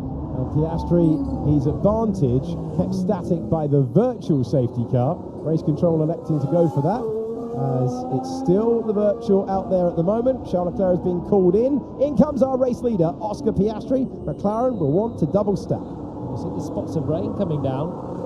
This will be an easy double stack for McLaren. 12 seconds between their pair. Piastri in first, medium, new set of hards. And they'll get a nice gentle bring in under the VSC, and then the team will wait for Norris, who peels in now.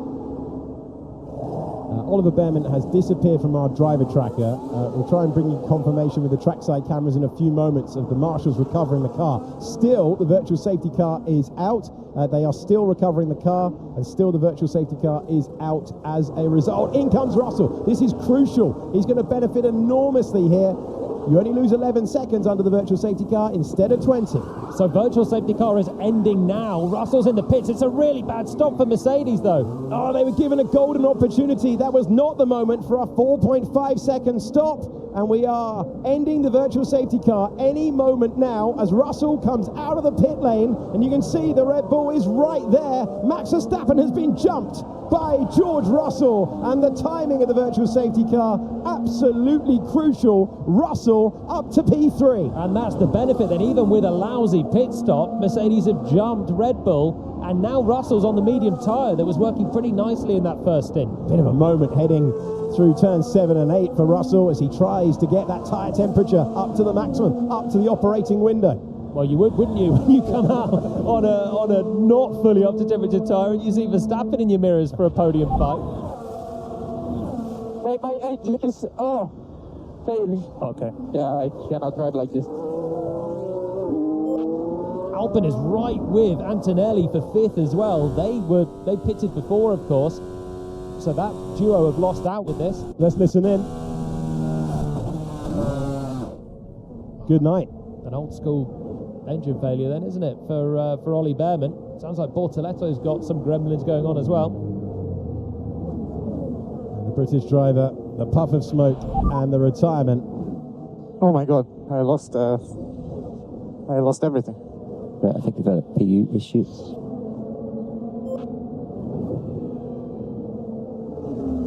Let's join another battle on track then. Here we go with Antonelli and Alex Albon, the Mercedes versus the Williams. Williams having an incredible day out there. It might be about to get even better right now. Albon trying to get through. He allows Antonelli to go deep, and he takes the position away. Fantastic stuff as Sainz gets past Charles Leclerc at turn number 1 as well. Williams having a dream couple of corners. Halcyon days for Williams. One pass on a Mercedes, one on a Ferrari, and Albon is up to 5th position.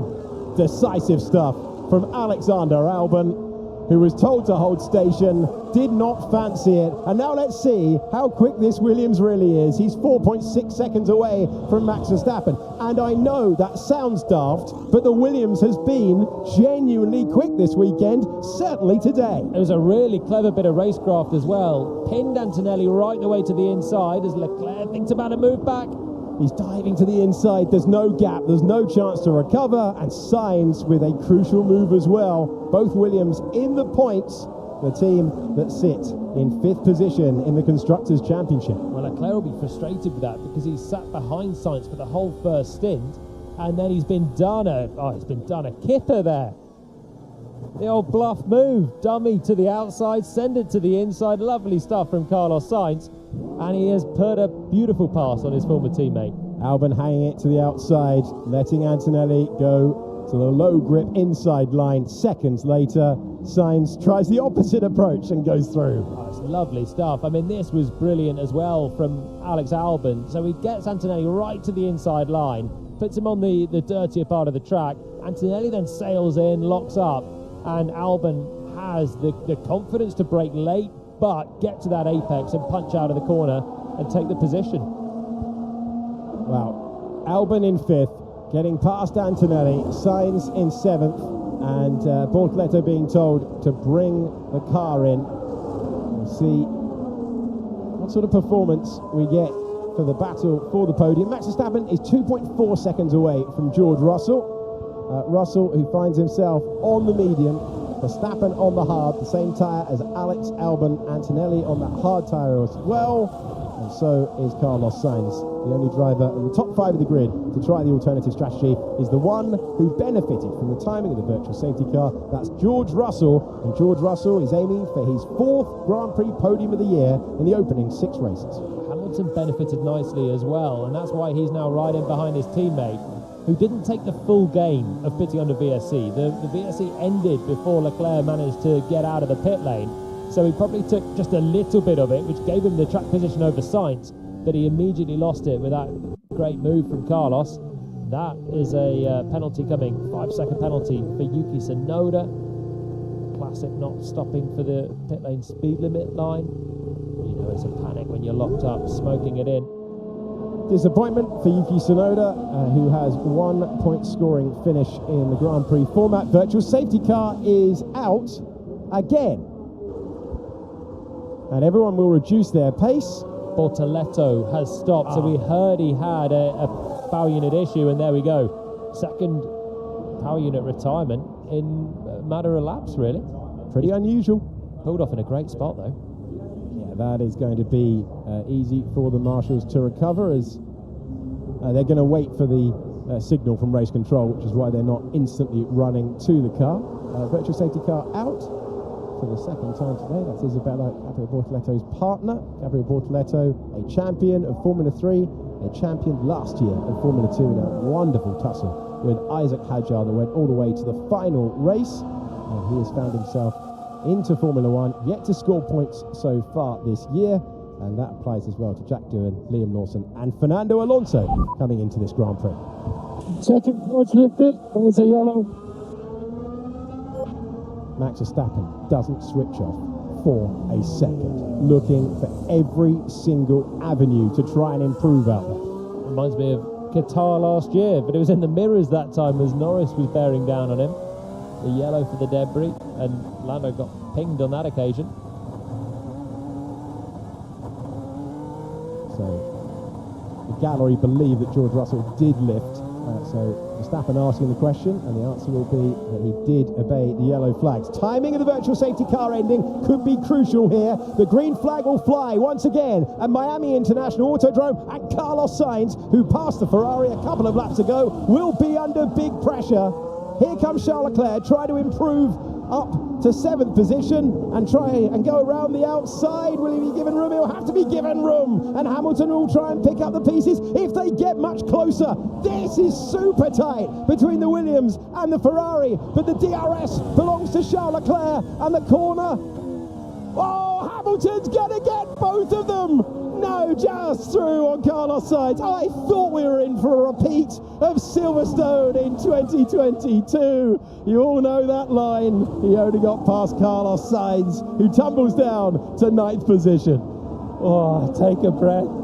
It's for 7th place. I know, and yet, what a wonderful battle we are seeing, all on the reaction time of the virtual safety car being withdrawn. More fantastic racing here. Former teammates, respect between the two. Leclerc goes late on the brakes and is given just enough space towards the exit here to get his foot in, and then hangs it on the inside. Carlos, I don't think there was ever really a chance for him to come across and defend that inside line, and that meant Charles had that inside with the DRS, but then we know it's slippery. It's not easy to slow the car down from the inside. That gave Hamilton the big chance to do the double pass on the exit, and it wasn't quite to be, but he still managed to come past the Williams. Double for Ferrari. Yeah, crucial, and the first good part of Ferrari's weekend. Rebecca Donaldson, Carlos Sainz's partner, watching as Williams having their first moment on the back foot, and at that point I thought Hamilton had 2 for the price of 1, just 1 on the way through the first turn of the racetrack. Full price. Full price. But nonetheless, exactly an important what was move. He advertised. might get the second one now. He's now right in behind his teammate. The next lap on at turn 1, so they've all stayed line of stone. Remember, the Williams is a quick car. Sainz there was a little bit done, I think, by the timing of the VSC ending. They were all bunched up just at the time of a big overtaking chance. If it was a different corner there that they were unleashed, he might have had a better chance of holding on. So potentially a little bit unlucky there for Sainz.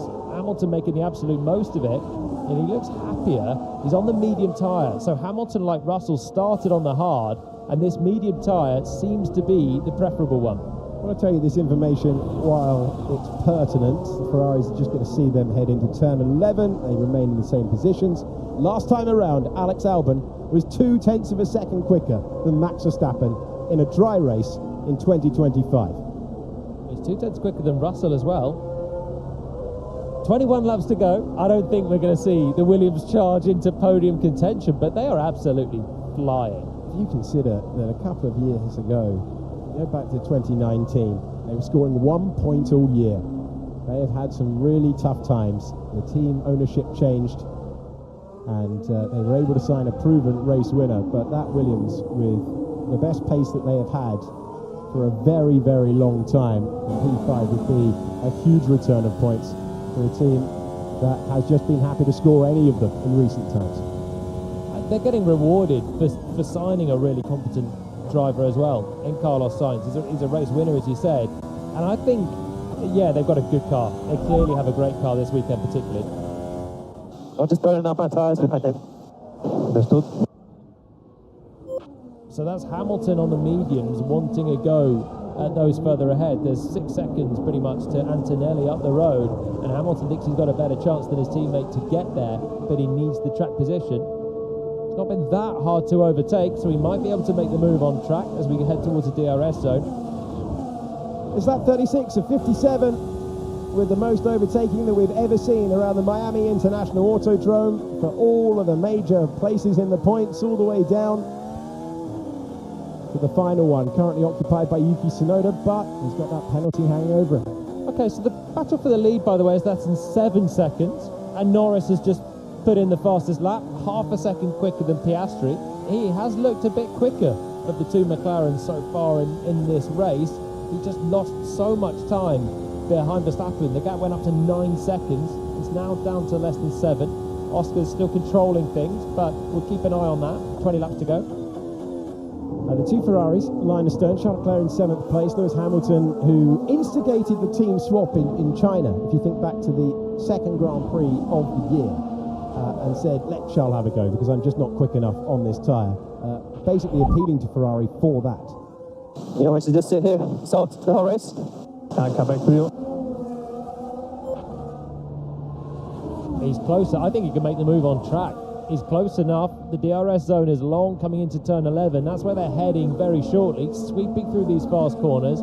Then there's a long left-hander right here in front of the marina. And then there's DRS, and Hamilton's 7/10 back. They might be able to fight this out in a nice, classical way.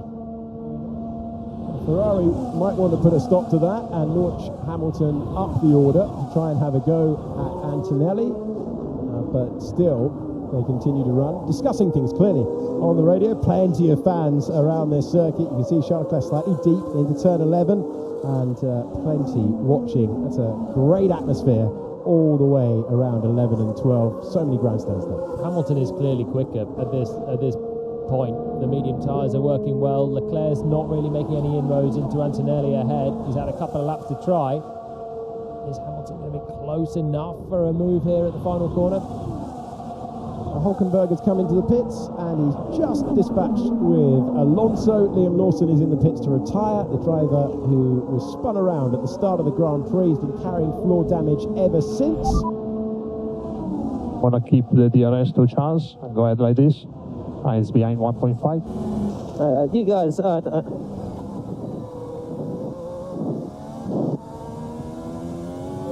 Hamilton, who knows the winning feeling in the USA so many times in his Formula One career, exasperated by the radio message that he's hearing. Well, effectively they're saying, do the truck and trailer to defend from Sainz, who's 1.5 seconds back, and saying, we're not going to let you through. You can work your own way through. I don't think it was necessarily a whole position, was it? But certainly stay within the DRS zone, and that's to try and keep Sainz behind, but that's a bit negative, isn't it, for Ferrari? 7th and 8th, trying to hold off the guy in 9th in a Williams. One of Formula One's very best driver pairings. They were talking up at the start of the year. this is not good teamwork, that's all I'm going to say.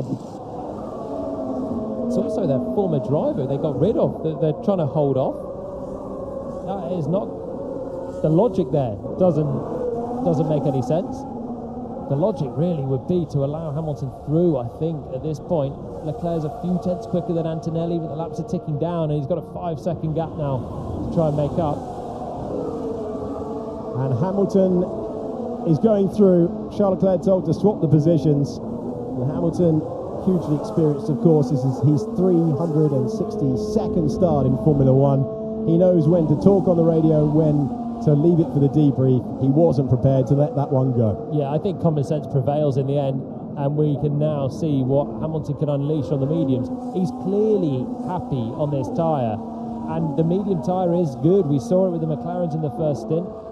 Russell's now on the medium further ahead and is keeping Verstappen at bay, not clearing out. We've still got a battle for third, but it's looking good, and Hamilton is more comfortable. That's just the fact, and you want to give a driver like Lewis a chance now to just feel the car, if nothing more, for 18 laps, get some clear air, get some confidence, and see if he can chase down the driver that's in his former car ahead. And he will try and do so, and if he does so, all 4 Miami Grand Prix will have finished in P6. That has been the position that Hamilton has found himself in, and that would represent a good race in the context of where Ferrari find themselves in Formula One's pecking order.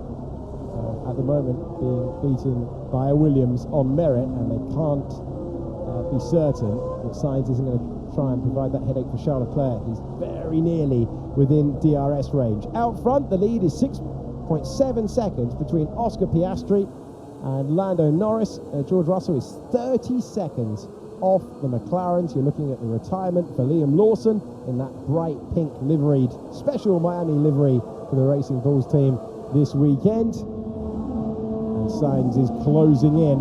Meanwhile, out front, this would be a huge moment for Oscar Piastri, because he would be on for his 4th Grand Prix win of the year if it stays like this, taking another 7 points out of his teammate Lando Norris. Lost one yesterday and looking to try and finish 7 points ahead by winning the Grand Prix today.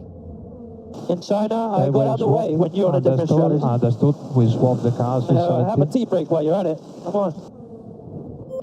Haven't heard Lewis Hamilton like that in many a year. And he's making the point that we referenced a few moments ago. In China, he got out of the way. He expects the same back. Yeah, it was great teamwork from Hamilton in China, and it didn't cost them a few laps and some deliberation, and that's what he's frustrated about. We will see now if he can back it up with performance on track and try and close in Antonelli and possibly Albon, who is still just 2 seconds up from Antonelli in the battle for 5th. But I can see the frustration for him. He instigated it in China. He said, look, I'm not there, let's let Charles through. This is for 7th and 8th, you know, it's not the deliberation of a race win, even a podium. 7th and 8th to try and get 6th on a miserable weekend for Ferrari. I think they possibly could have acted on that a bit quicker.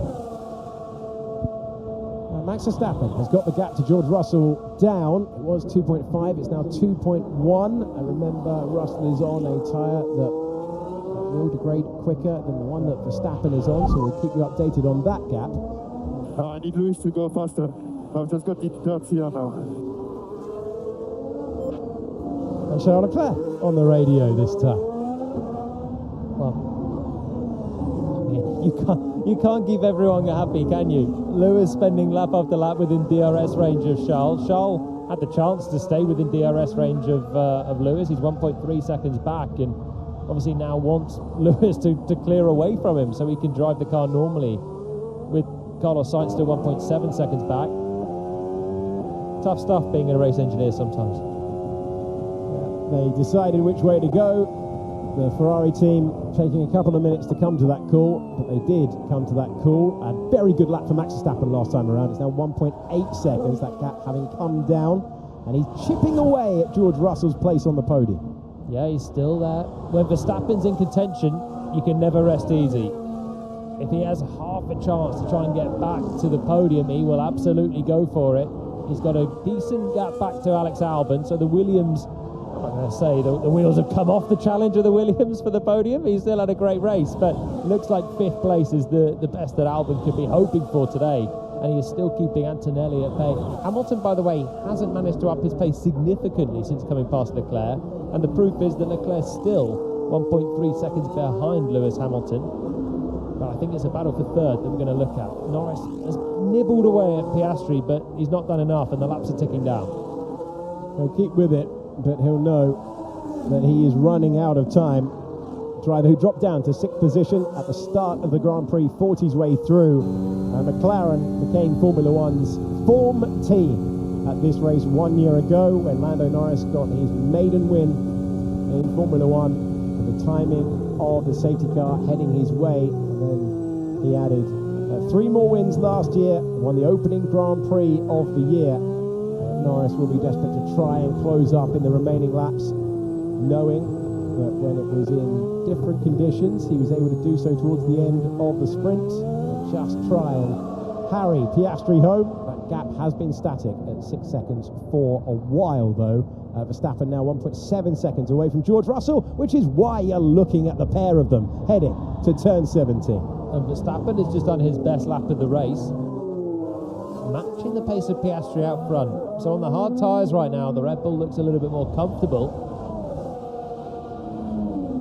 Look at that, saying he's stuck now. Oh, the mediation of 2-star drivers, even if they're 7th and 8th, not easy for Ferrari. That's the thing when you have team orders. Hamilton is gaining on Antonelli. Antonelli had a scrappy lap on the last lap and lost a good chunk of time. So it's now 4 seconds. But Leclerc was also nibbling that time away. when you're a driver behind, you've always got to be pushing. You've always got to be saying, I can go way quicker than this. I could be hauling in those drivers in front. But then you get there and you kind of need to back it up. And if you get the position with the team orders, which is what happened, and you don't have that extra gear to go, then it can be a little bit awkward. And that's kind of what's happened now. Hamilton hasn't found the additional pace. Leclerc's still right with him, and they're just circulating in a different order, but still together. It's that 43 of 57. Oscar Piastri leads Lando Norris by exactly 6 seconds. Norris is ahead of George Russell by a mile. Russell getting past Verstappen, who really took a lot out of his tyres earlier on when he was defending from the two rivals he's got for the championship. And Verstappen is trying to undo the damage of the timing of the virtual safety car. Russell gets rid of a tear-off strip from the visor. Russell determined to climb back onto the rostrum. He's always been in contention in the top 5 this year, every single session of consequence. He said he couldn't really get the car to do what he wanted after qualifying. Just hasn't clicked for him, was the sentence that he used before the lights went out today. And it was a sprint pole for Antonelli, who will have learnt as well. Antonelli still learning all the way through, only in his 6th Grand Prix in Formula One, on for points once again. Antonelli has only missed out on a top 10 finish on one occasion, and that was in Bahrain. Verstappen takes another 2/10 out of Russell on the last lap. The Red Bull has still a powerful DRS. It's a long DRS zone on this zone where they're coming up to right now. He needs another 0.6 of a second or 0.7 of a second to get the chance to open the flap in the rear wing and have a launch at George Russell. Russell's been super impressive this year as well. He's been the picture of consistency, leading the Mercedes team. This weekend we've been speaking a lot about Kimi Antonelli. His one-lap pace has been stunning for an 18-year-old. But as the race has gone on, Russell he's obviously lucked in a little bit with the timing of the safety car, but he's got himself to a position of fighting for a podium. 3 podiums from 5 races in the Mercedes. He's not a stranger to the top 3.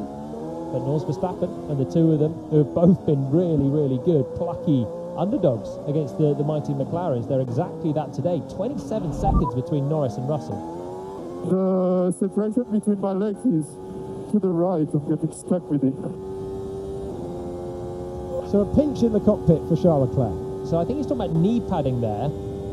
So where the drivers, you've got your 2 pedals and you have underneath the steering wheel, you see the knee padding, the foam there, in yellow behind Charles' steering wheel. I wonder if it's just moving away, if that's what he's talking about.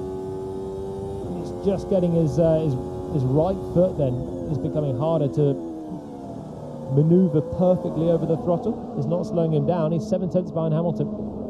Final obstacle between Oscar Piastri and Grand Prix victory is about to appear in front of him. It's the traffic that is a lap down, and where you catch the traffic around this international autodrome is crucial, because if you catch them through the sweepers from turn 2 to the end of turn 8, you can lose a huge amount of time. Norris is trying to put the pressure on. Piastri has been behind Lance Stroll since turn 11 now, and he's the race leader, catching the Aston Martin, about to go a lap down, and the gap has come down from 6 seconds to 5.4. Yeah, it might come down a little bit more. As you say, Piastri in the high speed now, still behind Lance Stroll. So Norris has a chance to apply a bit of pressure here. 11 laps to go.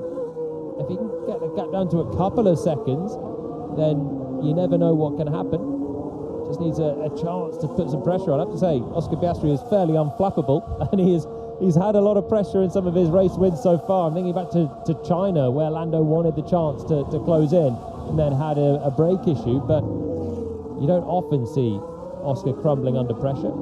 It's the best that Lando can hope for now, though. Gets the gap within 5 seconds. And Piastri has got by. And so blue flag being waved to Lance Stroll, and Stroll jumping out of the way of it. So it's now under 5 seconds, down from 6. But obviously we are ticking towards the end of the race. We're focusing on the Ferraris. If you've joined this race late, I suggest that you hit rewind and enjoy the opening laps of what was a fantastic exhibition of wheel-to-wheel racing from the top 3 drivers in the World Championship. Piastri elevated after a close moment on the opening lap between Norris and Verstappen. Norris dropping down to the 6th position, in the Grand Prix. Piastri with an opportunity to attack the race leader. He was able to get by. Norris had closed in all the way to that battle for the lead, and then a similar spectacular wheel-to-wheel tussle between Norris and Verstappen gave Piastri an advantage of 9 seconds that Norris has been trying to recover ever since. I think he's going to run out of laps at the moment. He too now is catching Lance Stroll to put a lap on the last circulating driver. 16th place Lance Stroll, 15th place Fernando Alonso. 2 Aston Martins having another miserable weekend. Verstappen 1.5 seconds. He's a little bit stuck now behind Russell. Cannot find that extra bit of pace to get to the 1 second away, and then he can use the DRS that's powerful with 3 zones around this circuit. If he can get there, he will have an attack for 3rd position, but at the moment he's just being frustrated. Albon's driving brilliantly in this Grand Prix, and he's pulling away from Kimi Antonelli, who is being caught now by Lewis Hamilton and Charles Leclerc. So the 2 Ferraris may yet have a fight for 6th. And that's how it stands after a breathless start to this Grand Prix. We wondered whether the rain would arrive. We didn't need it for the action at the start. The rain has missed the circuit. It's been in the vicinity of Miami Gardens. We had rain earlier on today. It meant that the early laps were scrappy. The cars were moving around on high fuel. It was low grip. And then the track has rubbered in as we've continued. You're looking at the tyre age graphic there. You can see Hamilton on an 18-lap-old medium, Charles Leclerc on a 17-lap-old hard, and he is not happy having been swapped out of the way, and he's saying that he's overheating the tyres. You can see the tyre marbles on the left-hand side and the right away from the racing line. The little balls of rubber that get discarded from the tyre and nestled by the side of the racing line on the surface. Oscar Piastri was going over when he passed Lewis Hamilton in the Saudi Grand Prix. Oscar Piastri, by the way. Piastri on for 3 Grand Prix wins in a row, and he's getting closer. He'd be the first McLaren man to win 3 in a row since Mika Hakkinen in 1998. It's been a while for McLaren, but this has been a sensational day for the team based in Woking in the UK. Another second comes off the lead. Has gone from 5 to 4 and may just go under that as Piastri follows and now clears Fernando Alonso there, the driver in 15th. He's not finding it too easy through the traffic. The laps are still ticking down and the gap is still significant enough. Ferrari, the management are having an absolute headache here. Leclerc now in exactly the position that Hamilton was, chasing, stuck in the DRS zone, wanting the team orders. So if you gave it to Hamilton, you think maybe you give it back to Leclerc, but then you're just wasting overall race time. It's not easy. So Hamilton demanding from the team, and the team listening to his point about getting out of the way in China. Ferrari ultimately, we covered it earlier, Jody, they're not where they want to be. It's 7th and 8th. McLaren are in a different universe to anyone out there today. And you're looking at the race leader on the hard tyres. This is Oscar Piastri. He's cleared Fernando Alonso, and he's got a while now to Hülkenberg and Gasly, who are the next cars to make his way by. They will get blue flags when the Australian driver catches them. They might not catch them. Hülkenberg's going pretty quickly out there in the Sauber. The rest of the field are pretty compact. It's just the Aston Martins who are 11 and 18 seconds away from the next slowest car. So Piastri now can get his head down, find the rhythm, and knock out these 8 laps. Norris still 4.1 seconds away. And we continue to focus on the Ferraris with a slightly altered livery. I always like to tease that they're going to go away from the reds and then don't. Did it last year, did it this year, and still bought it this year. Still bought it, yep. Still thought they would. Maybe it'll be next year. Well, I'll get my hopes up next year as well. And then have them dashed. They don't want to depart from the Ferrari red. Ferrari did once win a championship with John Surtees back in 1964 with a blue and white livery. Enzo Ferrari got into a bit of an argument with the FIA. Didn't think the Italian Federation gave him enough backing, and he took the Italian racing colour of red off the car. Trivia you never knew you needed to know on lap 50 of 57. And let's see whether we'll get any more team radio chatter between these two. Ultimately, though, Ferrari a huge chunk of time to find. Lewis Hamilton is 53 seconds off the lead held by Oscar Piastri. nudging his way towards Antonelli still, but it's little bits here or there, not even 2/10 on the last lap. So they look up and they can see Antonelli, they can see Albon. That's 5th position, but it's a long old straight, and they're certainly not going to get to Albon at the end of this race. And the way they're going, I don't think they're going to get to Antonelli either. Alex Albon having a great run, taking matters into his own hands. 5th position would match his best result of the season so far. That was scored in Melbourne earlier in the year, the season opener. That was won by Lando Norris by less than a second. Max Verstappen chasing him all the way home. But when Lando Norris has the one win this year, Oscar Piastri finding himself looking at 4 for the season and extending his championship lead in a few laps' time. Hang on to your hats. Could be a battle for 13th in 6 laps' time.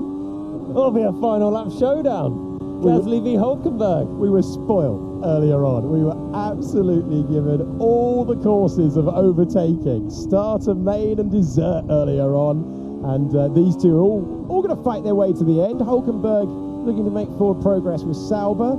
How relieved will Sauber be that Hulkenberg took that opportunity in the wet to score those points, because that car has been on average the slowest in the Formula One field this year. Focus on the battle that may come for 3rd instead, if that's all right. Russell with Verstappen closer than he's ever been. The gap has been ebbing and flowing by 10ths here or there. It was up to 2 seconds, and Verstappen's just found another little bit of pace. He was more than 3/10 quicker than Russell on the last tour. 6 laps to go, and he is very close to getting that DRS zone. And if he can get within that, then he'll be where Charles Leclerc is. But with a Red Bull that has a really effective DRS, it's really efficient when they open the flap in the rear wing, and there'll be a chance, I think, for him to fight for that podium. Russell will be desperate to keep him outside of that 1 second zone. Max also has that speed in the first sector. Are we coming back on Antonelli? We are, but quite slowly. How much faster could you go in free air? I have no idea. I have no overheating. I think I would swap them back round now if I was Ferrari. You've given Hamilton a chance. They're not going to catch Antonelli, I don't think. It's going to be tight, but you might as well now give Charles the chance to just see if he can get there a little bit quicker. Maybe it's not going to be, but even then, you've managed to sort of reverse the team orders that you put on if it doesn't work for Leclerc. I don't think Hamilton's going to get there. Let's see whether Ferrari have another swap for us. And Hamilton has been told to swap the positions.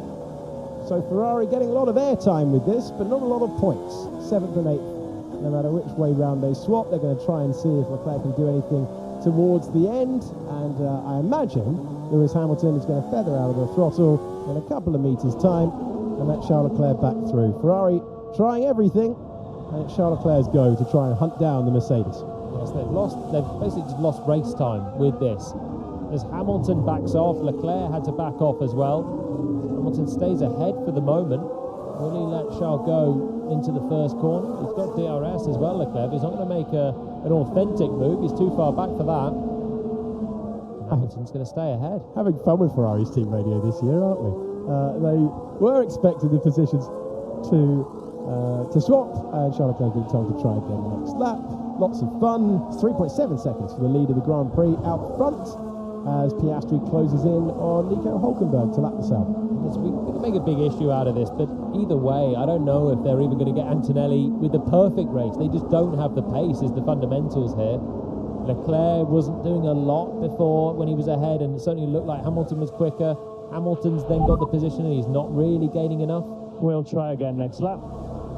It's okay, it's okay. Now, we are seeing Antonelli. Let's try to get him, and then otherwise we are going to lose more time than anything. Then we discuss after the race.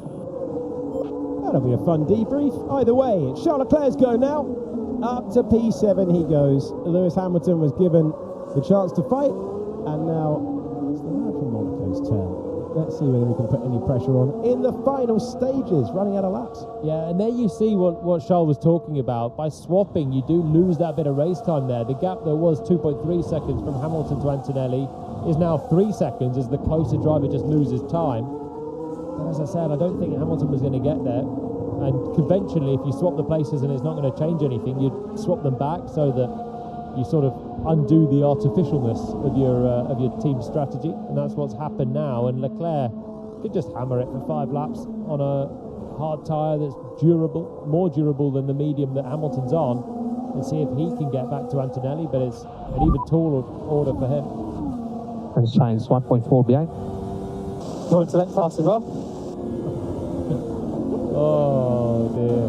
Well, the only good thing for Lewis Hamilton's day has been the entertainment value on the radio, because we haven't heard Lewis Hamilton give us so much radio gold in a very long time, but it's not what he signed for Ferrari to do. I'm enjoying the cheek. They just don't have the pace. I think that's the overriding thing.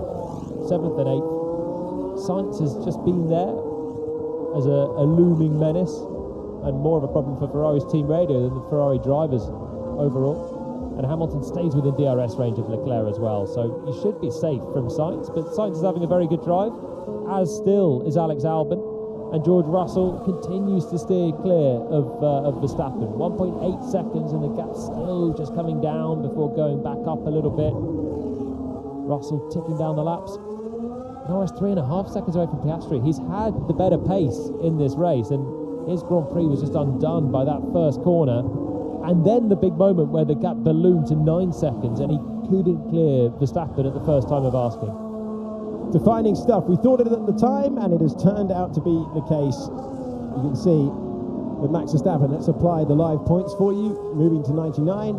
Piastri on 131, Norris on 115. It stays that way all the way to the end. No reason to suggest that it wouldn't. And Verstappen trying to minimise the damage by getting past George Russell.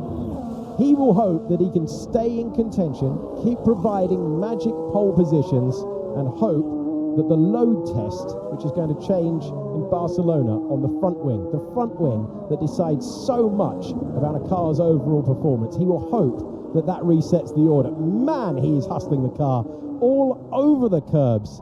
He's giving it everything, not trying to let that Mercedes escape, but I think he's run out of rubber and he's running out of laps. Yeah, he was absolutely all over the place there in the low-speed corners. They've not been his friend. You could see him sliding around earlier on when he had the McLarens crawling over the back of him. But they're just trying to get back towards Russell. I think he's realised now the ghost is up. He's had a scrappy first sector, and maybe it's a bit of frustration now from Max with just 3 laps to go. The fight for the podium is done now, and I think he was maybe just taking a bit of anger out in the car, to be honest, there in the low speed, just giving it a bit of throttle, bit of slide. This isn't going to come back for him, and it's the safety car that has changed this race. He should have had a podium on merit. Just reminding you that Yuki Tsunoda has that 5-second penalty. Isaac Hadjar 4.8 seconds behind him in the battle for the final point. So that's not a battle between the two cars on the racetrack, but it is a battle on the timing page. Tsunoda got that penalty for speeding in the pit. Little time trial to the end of the race then between those two. They both have clear air. Tsunoda, I mean, again, it shows the job that Verstappen's doing when Tsunoda is 30 seconds away from his teammate and just not having the pace to get back to the Williams. Williams, don't use them disparagingly though, they're running like a front runner this weekend, and Hadjar flirting with that 5-second gap. And it is now over 5 seconds, so Yuki still getting used to the Red Bull, still getting used to the difference. He was talking about the difference, and we're on the penultimate lap of the Grand Prix. Just make sure you're within 5 seconds, Max, please. Why is that? Just keep up the pace, please, Max. So Red Bull, I think, have seen what we saw, where you could just see the sort of shoulder slumping of a Formula One car. You know, that moment where you've given up the ghost, you've tried everything, and you're just sliding around in frustration. But they're obviously thinking that George Russell could be in trouble for some sort of penalty infringement, and that's why they want to keep their driver within 5 seconds in case that arises. I don't know what it would be for. He's not under investigation at the moment, but potentially GP and Red Bull think there's something to come. So just procedurally doing it by the book.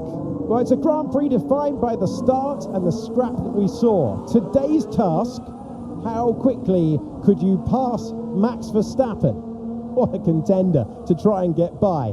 Piastri, he lost the gap to his teammate as he tried to make the move, but he did make the move. Norris tried the same thing and the gap ballooned up to 9 seconds. Norris has tried to fight back ever since and he's got the gap down to 4 seconds, but this is the 57th and last lap of the Miami International Autodrome, and Oscar Piastri is on his way to a third consecutive Grand Prix victory, his fourth of the season, and an extended championship lead. In his wildest dreams, did he really believe that this season was going to start this well? Regardless of the answer to that question, Piastri is on his way to complete another incredibly strong drive in Formula One. It's starting to look like dominance, isn't it, with the way that he's ticking through these Grand Prix. This one has been anything but that. He has had to work for it. Remember, he started fourth on the grid.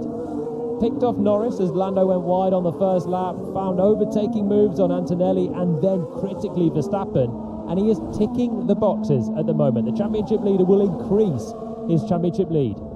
Oscar Piastri was in the mix last year and he was furious with the timing of a safety car.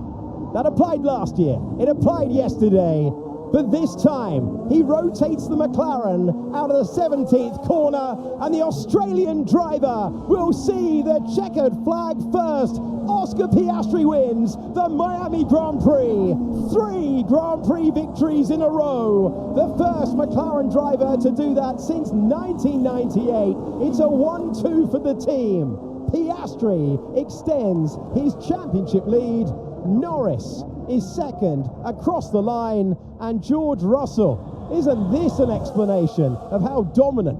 Isn't this a picture of how far McLaren have been ahead? We've had the team celebration shots, and Russell isn't even at the last corners of the racetrack, but he will have a hard-fought podium. Timing the virtual safety car crucial, but Russell converts, and he beats Max Verstappen to the line. Verstappen in fourth. It will be an elated Williams team in a few seconds' time when Alex Albon matches his season opener with P5, and we're racing all the way to the end. The former Ferrari man and the man who replaced him banging wheels in the final corners. Antonelli was 6th, then it was 7th for Charles Leclerc, and Hamilton hangs on to P8 by 0.3 of a second. We're not done yet. Sainz is in 9th. Who is going to get there? Sonoda crosses the line. Can Hadjar get within 5 seconds?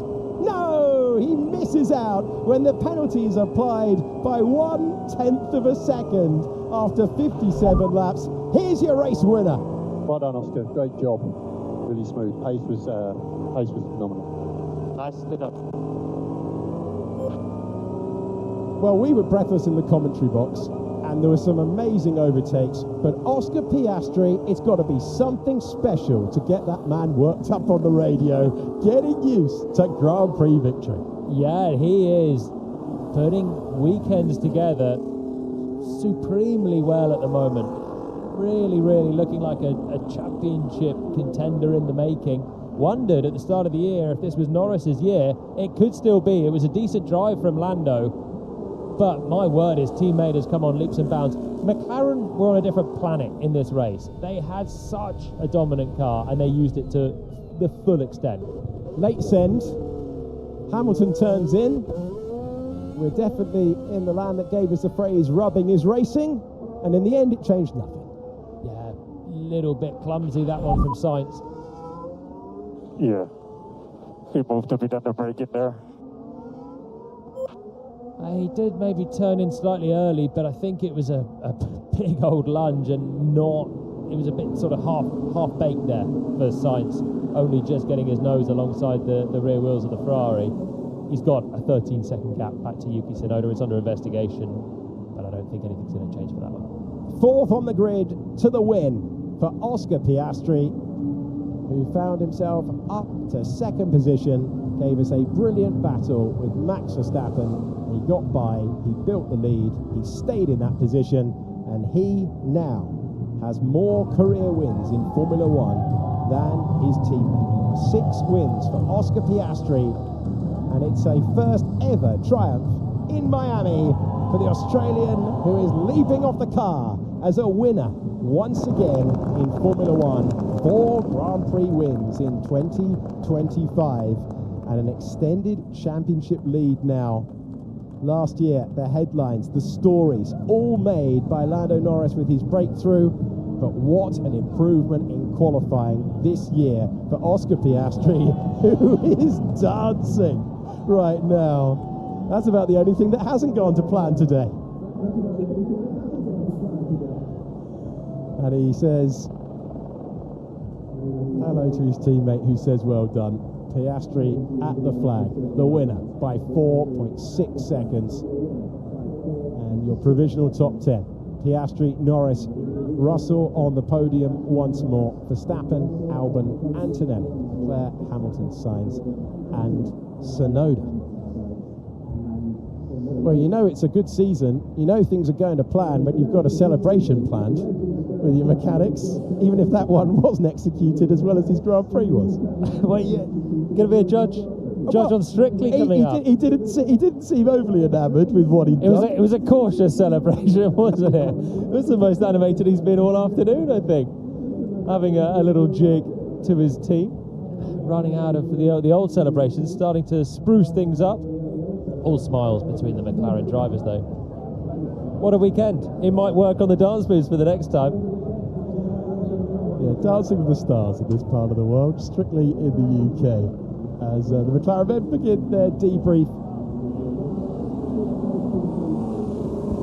Here's George Russell just pulling in. He's picked up the rubber and, long in lap. Both of the McLaren drivers out of the car by the time that Russell